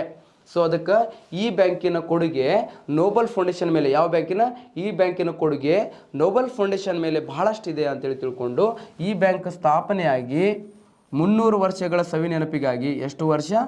300 ವರ್ಷಗಳ ಸವಿ ನೆನಪಿಗಾಗಿ ನೋಡ್ರಿ ಎಷ್ಟಕ್ಕಂತಂದ್ರೆ 1968ಕ್ಕೆ ಏನಂತಂದ್ರೆ ಈ ಬ್ಯಾಂಕ್ ಸ್ಥಾಪನೆಯಾಗಿ 300 ವರ್ಷಗಳು ಪೂರ್ಣಗೊಂಡಿತು. ಎಷ್ಟು? 300 ವರ್ಷಗಳ ಪೂರ್ಣಗೊಂಡಿತು. ಈ ಬ್ಯಾಂಕು ಸ್ಥಾಪನೆಯಾಗಿ 300 ವರ್ಷಗಳ ಸವಿ ನೆನಪಿಗಾಗಿ, ಎಷ್ಟು ವರ್ಷ? 300 ವರ್ಷಗಳ ಸವಿ ನೆನಪಿಗಾಗಿ ಈ ಕ್ಷೇತ್ರಕ್ಕೆ ಕೂಡ ಏನಂತಂದ್ರೆ ನೊಬೆಲ್ ಪ್ರಶಸ್ತಿಯನ್ನು ಕೊಡಕ್ಕೆ ಏನು ಮಾಡ್ತಾರೆ? ನಿರ್ಣಯವನ್ನು ಕೈಗೊಳ್ತಾರೆ. ಯಾವುದಕ್ಕೆ? ಅರ್ಥಶಾಸ್ತ್ರ ವಿಭಾಗಕ್ಕೆ ಕೂಡ ನೊಬೆಲ್ ಪ್ರಶಸ್ತಿಯನ್ನು ಕೊಡಬೇಕು ಅಂತೇಳಿ. ಹಾಗಾದರೆ ಅರ್ಥಶಾಸ್ತ್ರ ವಿಷಯಕ್ಕೆ ನೊಬೆಲ್ ಪ್ರಶಸ್ತಿಯನ್ನು ಈ ಬ್ಯಾಂಕ್ನಿಂದ ನೋಡ್ರಿ, ಈ ಮೊಟ್ಟ ಮೊದಲ ಬ್ಯಾಂಕ್ ಹೇಳಿದ್ನಲ್ಲ, ಈ ಬ್ಯಾಂಕಿನಿಂದ ಭೌತಶಾಸ್ತ್ರ, ರಸಾಯನಶಾಸ್ತ್ರ, ಇದನ್ನು ರಾಜ್ಯಶಾಸ್ತ್ರ ಬರ್ತಾರೆ ನೋಡ್ರಿ, ರಾಜ್ಯಶಾಸ್ತ್ರ ಅಲ್ಲ, ಓಕೆ, ಭೌತಶಾಸ್ತ್ರ, ರಾಸಾಯನಿಕ ಶಾಸ್ತ್ರ, ಮತ್ತು ಯಾವುದು ಸಾಹಿತ್ಯ ಹಾಗೂ ಏನಂತಂದ್ರೆ ವೈದ್ಯಕೀಯ ಶಾಸ್ತ್ರದ ನೊಬೆಲ್ ಪ್ರಶಸ್ತಿಯನ್ನು ಕೊಡ್ತಿದ್ರು. ಓಕೆ, ಇದು ಏನಂತಂದ್ರೆ ನಾನು ಕೊಟ್ಟಿರ್ತೀನಿ. ಯಾಕಂತಂದ್ರೆ ನಾನು ಓನಾಗಿ ನಾನು ಏನಂತಂದ್ರೆ ನೋಟ್ಸ್ ಮಾಡಿರಂಗಿಲ್ಲ, ನಾನು ಆಫ್ಲೈನಲ್ಲಿ ಹುಡುಗರಿಗೆ ಬರ್ಸಿರ್ತೀನಲ್ಲ, ಅದೇ ನೋಟ್ಸನ್ನು ನಾನು ಏನಂತಂದ್ರೆ ಟೈಪ್ ಮಾಡೋರಿಗೆ ಕೊಟ್ಟಿರ್ತೀನಿ. ಪಾಪ ಅವ್ರದ್ದು ಏನು ತಪ್ಪಿರಂಗಿಲ್ಲ, ಏನೋ ಒಂದು ಸಮಸ್ಯೆ ಆಗಿರ್ತದ, ಇರಲಿ, ಏನಾಗಂಗಿಲ್ಲ. ಓಕೆ, ಭೌತಶಾಸ್ತ್ರ, ರಾಸಾಯನಿಕ ಶಾಸ್ತ್ರ ಮತ್ತು ಸಾಹಿತ್ಯ ಹಾಗೂ ವೈದ್ಯಕೀಯ ಶಾಸ್ತ್ರಕ್ಕೆ ಏನಂತಂದ್ರೆ ಈ ಬ್ಯಾಂಕ್ನಿಂದ ಏನಂತಂದ್ರೆ ಫಂಡನ್ನು ಬಿಡುಗಡೆ ಮಾಡ್ತಿದ್ರು. ಆಗಲೇ ನಾನು ಹೇಳಿದ್ನಲ್ಲ, ಫಂಡನ್ನು ಕೊಡ್ತಿದ್ರು. ಆದ್ದರಿಂದ ಈ ಬ್ಯಾಂಕಿನ ಕೊಡುಗೆ ನೊಬೆಲ್ ಫೌಂಡೇಶನ್ ಮೇಲೆ ಅಧಿಕ ಇದೆ, ಈ ಫೌಂಡೇಶನ್ ಮೇಲೆ ಅಧಿಕ ಇದೆ ಅಂತ ಹೇಳಿ ಏನು ಮಾಡ್ತಾರೆ? ಪರಿಗಣಿಸಿ 1968ರಲ್ಲಿ ಅರ್ಥಶಾಸ್ತ್ರ ವಿಷಯಕ್ಕೆ ನೊಬೆಲ್ ಪ್ರಶಸ್ತಿಯನ್ನು ನೀಡಬೇಕು ಎಂದು ನಿರ್ಣಯ ಕೈಗೊಂಡರು. ನೊಬೆಲ್ ಪ್ರಶಸ್ತಿಯನ್ನು ನೀಡಬೇಕಂತೇಳಿ ನಿರ್ಣಯ ಕೈಗೊಂಡರು. ಇದಾದ ನಂತರ ಏನಂತಂದ್ರೆ 1969ರಲ್ಲಿ ಅರ್ಥಶಾಸ್ತ್ರ ವಿಷಯಕ್ಕೆ ಮೊಟ್ಟ ಮೊದಲ ಬಾರಿಗೆ ನೊಬೆಲ್ ಪ್ರಶಸ್ತಿಯನ್ನು ನೀಡಲಾಯಿತು. ಅರ್ಥಶಾಸ್ತ್ರ ವಿಷಯಕ್ಕೆ ಮೊಟ್ಟ ಮೊದಲ ಬಾರಿಗೆ ನೊಬೆಲ್ ಪ್ರಶಸ್ತಿಯನ್ನು ನೀಡ್ತಾರೆ ಸ್ನೇಹಿತರೆ, ಇದು ನಿಮಗೆ ಗೊತ್ತಿರಬೇಕು. 69ನಲ್ಲಿ ಮೊದಲ ಬಾರಿಗೆ ನೊಬೆಲ್ ಪ್ರಶಸ್ತಿಯನ್ನು ನೀಡಲಾಯಿತು. ಇದಾದ ನಂತರ ನೆಕ್ಸ್ಟು ನೋಡ್ರಿ, 1969ರಲ್ಲಿ ನೊಬೆಲ್ ಪ್ರಶಸ್ತಿಯನ್ನು ಪಡೆದುಕೊಂಡವರು ಯಾರಂತ.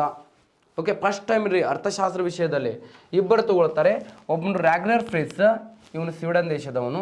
ಇನ್ನೊಬ್ಬರು ಯಾರಂದ್ರೆ ಜಾನ್ ಟಿನ್ಬರ್ಜಿನ್ ಅಂತೇಳಿ, ಇವನು ಹಾಲೆಂಡ್ ದೇಶದವರು. ಇವರಿಬ್ಬರು ಏನಂತಂದ್ರೆ ನೊಬೆಲ್ ಪ್ರಶಸ್ತಿಯನ್ನು ಪಡೆದುಕೊಂಡ್ರು.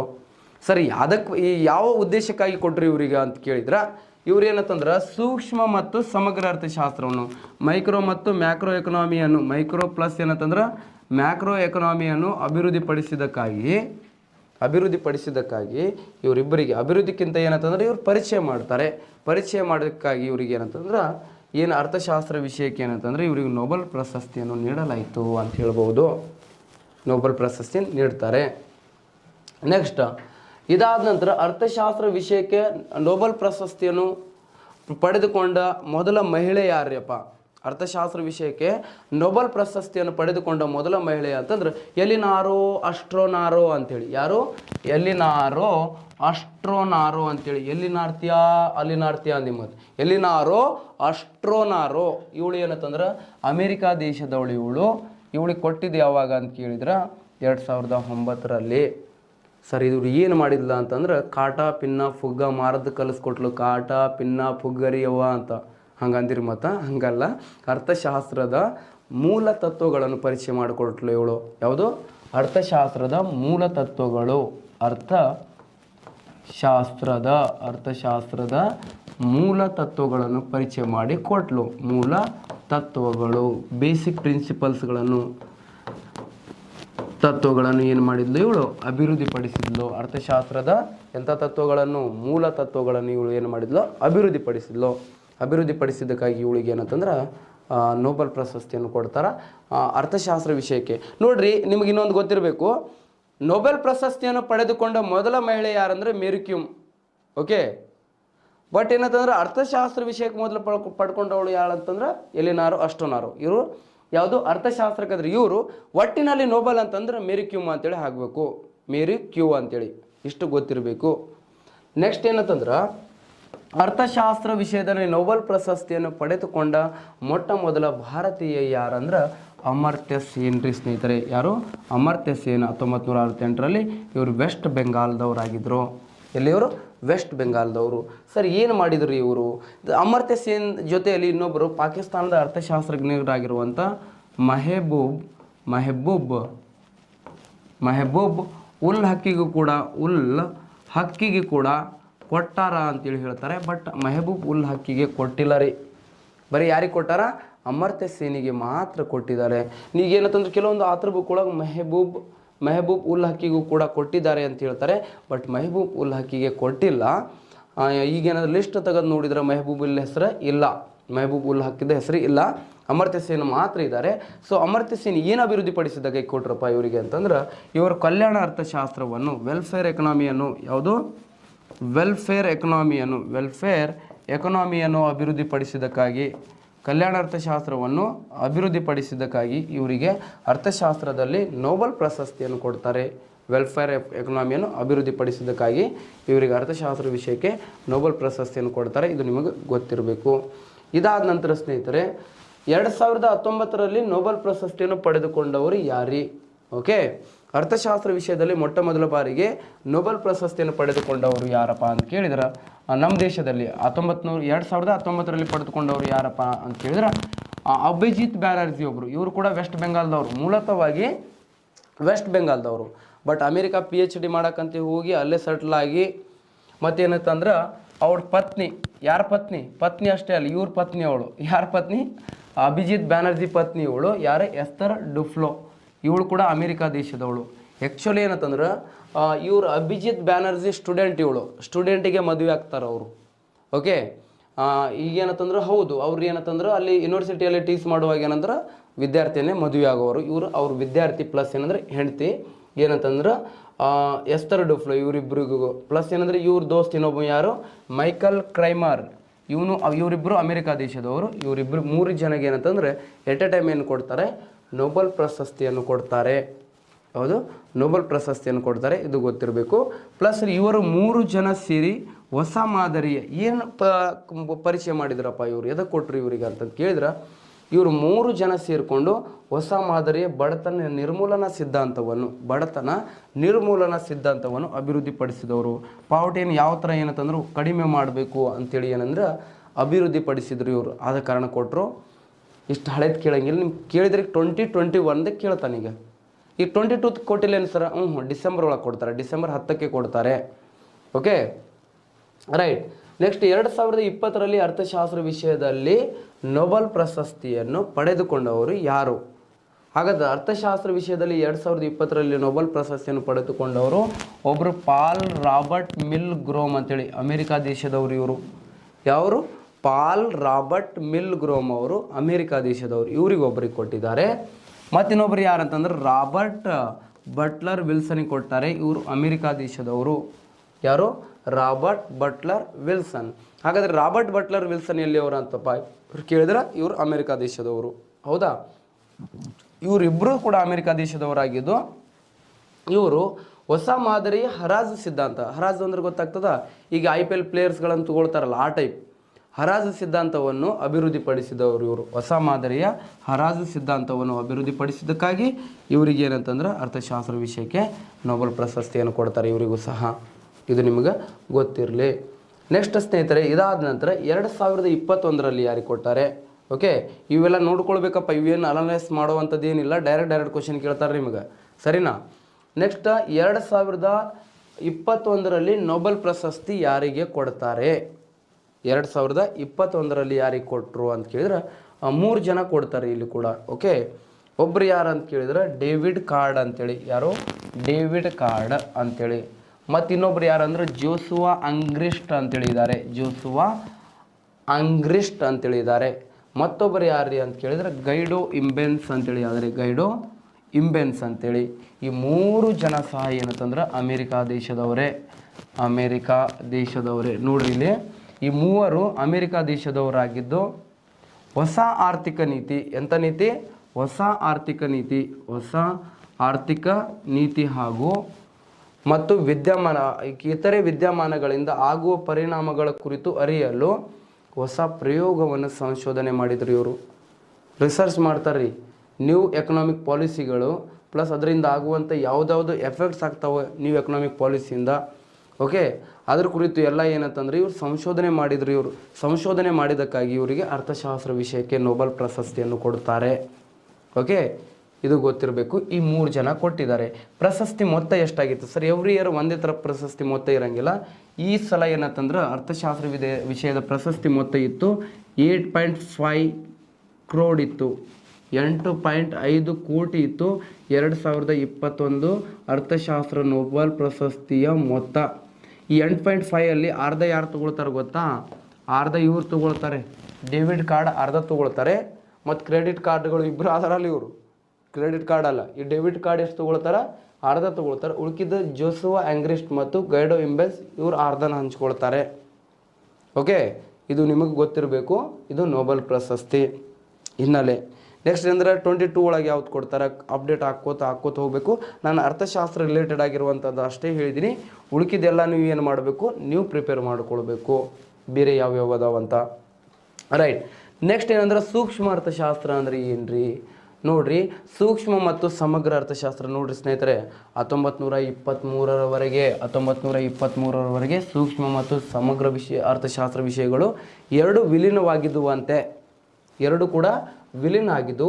ನಂತರ ಏನಂತಂದ್ರೆ 2023 ಏನಂತಂದ್ರೆ ಇವುಗಳನ್ನು ಎರಡನ್ನು ಬೇರ್ಪಡಿಸ್ತಾರೆ. ಒಂದು ಸೂಕ್ಷ್ಮ ಮಾಡ್ತಾರೆ, ಇನ್ನೊಂದು ಸಮಗ್ರ ಮಾಡ್ತಾರೆ. ಒಂದು ಯಾವ್ದು ಮಾಡ್ತಾರೆ? ಮೈಕ್ರೋ ಮಾಡ್ತಾರೆ, ಇನ್ನೊಂದು ಮಾಡ್ತಾರೆ ಮ್ಯಾಕ್ರೋ ಅಂತೇಳಿ ಮಾಡ್ತಾರೆ. ಯಾವ್ದು ಮಾಡ್ತಾರೆ? ಮ್ಯಾಕ್ರೋ. ಒಂದು ಮೈಕ್ರೋ, ಇನ್ನೊಂದು ಯಾವುದು? ಮ್ಯಾಕ್ರೋ ಎಕನಾಮಿ ಅಂತೇಳಿ ಡಿವೈಡ್ ಮಾಡ್ತಾರೆ. 1923ರಲ್ಲಿ ಸೂಕ್ಷ್ಮ ಮತ್ತು ಸಮಗ್ರ ಅರ್ಥಶಾಸ್ತ್ರ ಬೇರ್ಪಡಿಸಿ ಎರಡು ಸ್ವಾತಂತ್ರ್ಯ ವಿಷಯಗಳನ್ನಾಗಿ ರೂಪಿಸಲಾಯಿತು. ಎರಡು ಸ್ವಾತಂತ್ರ್ಯ ವಿಷಯಗಳಾದವು ರೀ. ನೆಕ್ಸ್ಟ್ 1923ವರೆಗೆ ಏನಂತಂದ್ರೆ ಅರ್ಥಶಾಸ್ತ್ರದಲ್ಲಿ ಅಧ್ಯಯನದ ದೃಷ್ಟಿಯಿಂದ ಸೂಕ್ಷ್ಮ ಮತ್ತು ಸಮಗ್ರ ಅರ್ಥಶಾಸ್ತ್ರವನ್ನು ಬಳಸ್ತಿರಲಿಲ್ಲ ಅಂತೆ. 1933ರಿಂದ ಸೂಕ್ಷ್ಮ ಮತ್ತು ಸಮಗ್ರ ಅರ್ಥಶಾಸ್ತ್ರವನ್ನು ಅರ್ಥಶಾಸ್ತ್ರದಲ್ಲಿ ಅಧ್ಯಯನದ ವಿಷಯವನ್ನಾಗಿ ಬಳಸಲಾಗುತ್ತಿದೆ. ಈಗ ಪ್ರಸ್ತುತ ಅಧ್ಯಯನದ ವಿಷಯವನ್ನಾಗಿ ಬಳಸಲಾಗ್ತಿದೆ ಸೂಕ್ಷ್ಮ ಮತ್ತು ಸಮಗ್ರ ಅರ್ಥಶಾಸ್ತ್ರವನ್ನು. ಇದು ನಿಮಗೆ ಗೊತ್ತಿರಬೇಕು. ರೈಟ್. ಹಾಗಾದರೆ ಸೂಕ್ಷ್ಮ ಅರ್ಥಶಾಸ್ತ್ರ ಅಂದರೆ ಏನು, ಸಮಗ್ರ ಅರ್ಥಶಾಸ್ತ್ರ ಅಂದರೆ ಏನು, ಅದರ ಬಗ್ಗೆ ಡೀಟೇಲ್ ಆಗಿ ನೋಡಬೇಕಾಗ್ತದೆ. ಇಲ್ಲಿ ನೋಡ್ರಿ, ಸೂಕ್ಷ್ಮ ಅರ್ಥಶಾಸ್ತ್ರ ಮೈಕ್ರೋ ಎಕನಾಮಿಕ್ಸ್ ಅಂದರೆ ಏನು. ಈ ಮೈಕ್ರೋ ಮತ್ತು ಮ್ಯಾಕ್ರೋ ಎಕನಾಮಿ ಎರಡು ಮುಗಿಸೋಕ್ಕಾಗಂಗಿಲ್ಲ. ಅವೇನು ಸ್ವಲ್ಪ ಸಣ್ಣ ಟಾಪಿಕ್ ಇವೆರಡು, ಒಂದು 10 ನಿಮಿಷದಿಂದ ಒಳಗೆ ಏನಂತಂದ್ರೆ ಮುಗಿಬಹುದು. ಬಟ್ ನೆಕ್ಸ್ಟ್ ಕ್ಲಾಸ್ ಇರೋದರಿಂದ, ಸಮಯದ ಅಭಾವ ಇರೋದರಿಂದ ನಾಳೆ ಏನಂತಂದ್ರೆ ಇದನ್ನು ಎರಡು ಸೂಕ್ಷ್ಮ ಮತ್ತು ಸಮಗ್ರ ಅರ್ಥಶಾಸ್ತ್ರವನ್ನು ಮುಗಿಸ್ಕೊಡ್ತೀನಿ. ಓಕೆ. ಆಲ್ಮೋಸ್ಟ್ ಏನಂತಂದ್ರೆ ಸರ್ ನೋಟ್ಸ್ ಬರ್ಕೊಳಕ್ಕಾಗವಲ್ರಿ, ಸ್ಲೋ ಮಾಡಿರಿ, ಹಂಗೆ ಹಿಂಗೆ ಅಂತಿರಲ್ಲ. ನೀವು ನೋಟ್ಸ್ ಬರ್ಸ್ಕೋತ ನಾವು ಪಾಠ ಮಾಡಿದ್ರೆ 3 ಇಯರ್ಸ್ ಪ್ಲ್ಯಾನ್ ಇಲ್ಲಾಂದ್ರೆ 5 ಇಯರ್ ಪ್ಲ್ಯಾನ್ ಹಾಕೋಬೇಕಾಗ್ತದೆ. ನಾವು ಪಂಚವಾರ್ಷಿಕ ಯೋಜನೆ ಹಾಕೋಬೇಕಾಗ್ತದೆ. 3 ಮಂತ್ಸಲ್ಲಿ ಮುಗಿಸ್ಬೇಕು ನಾವು ನಿಮಗೆ. ಓಕೆ, ಅರ್ಥ ಮಾಡ್ಕೊಳ್ಳಿ. ಓಕೆ, ಧನ್ಯವಾದಗಳು.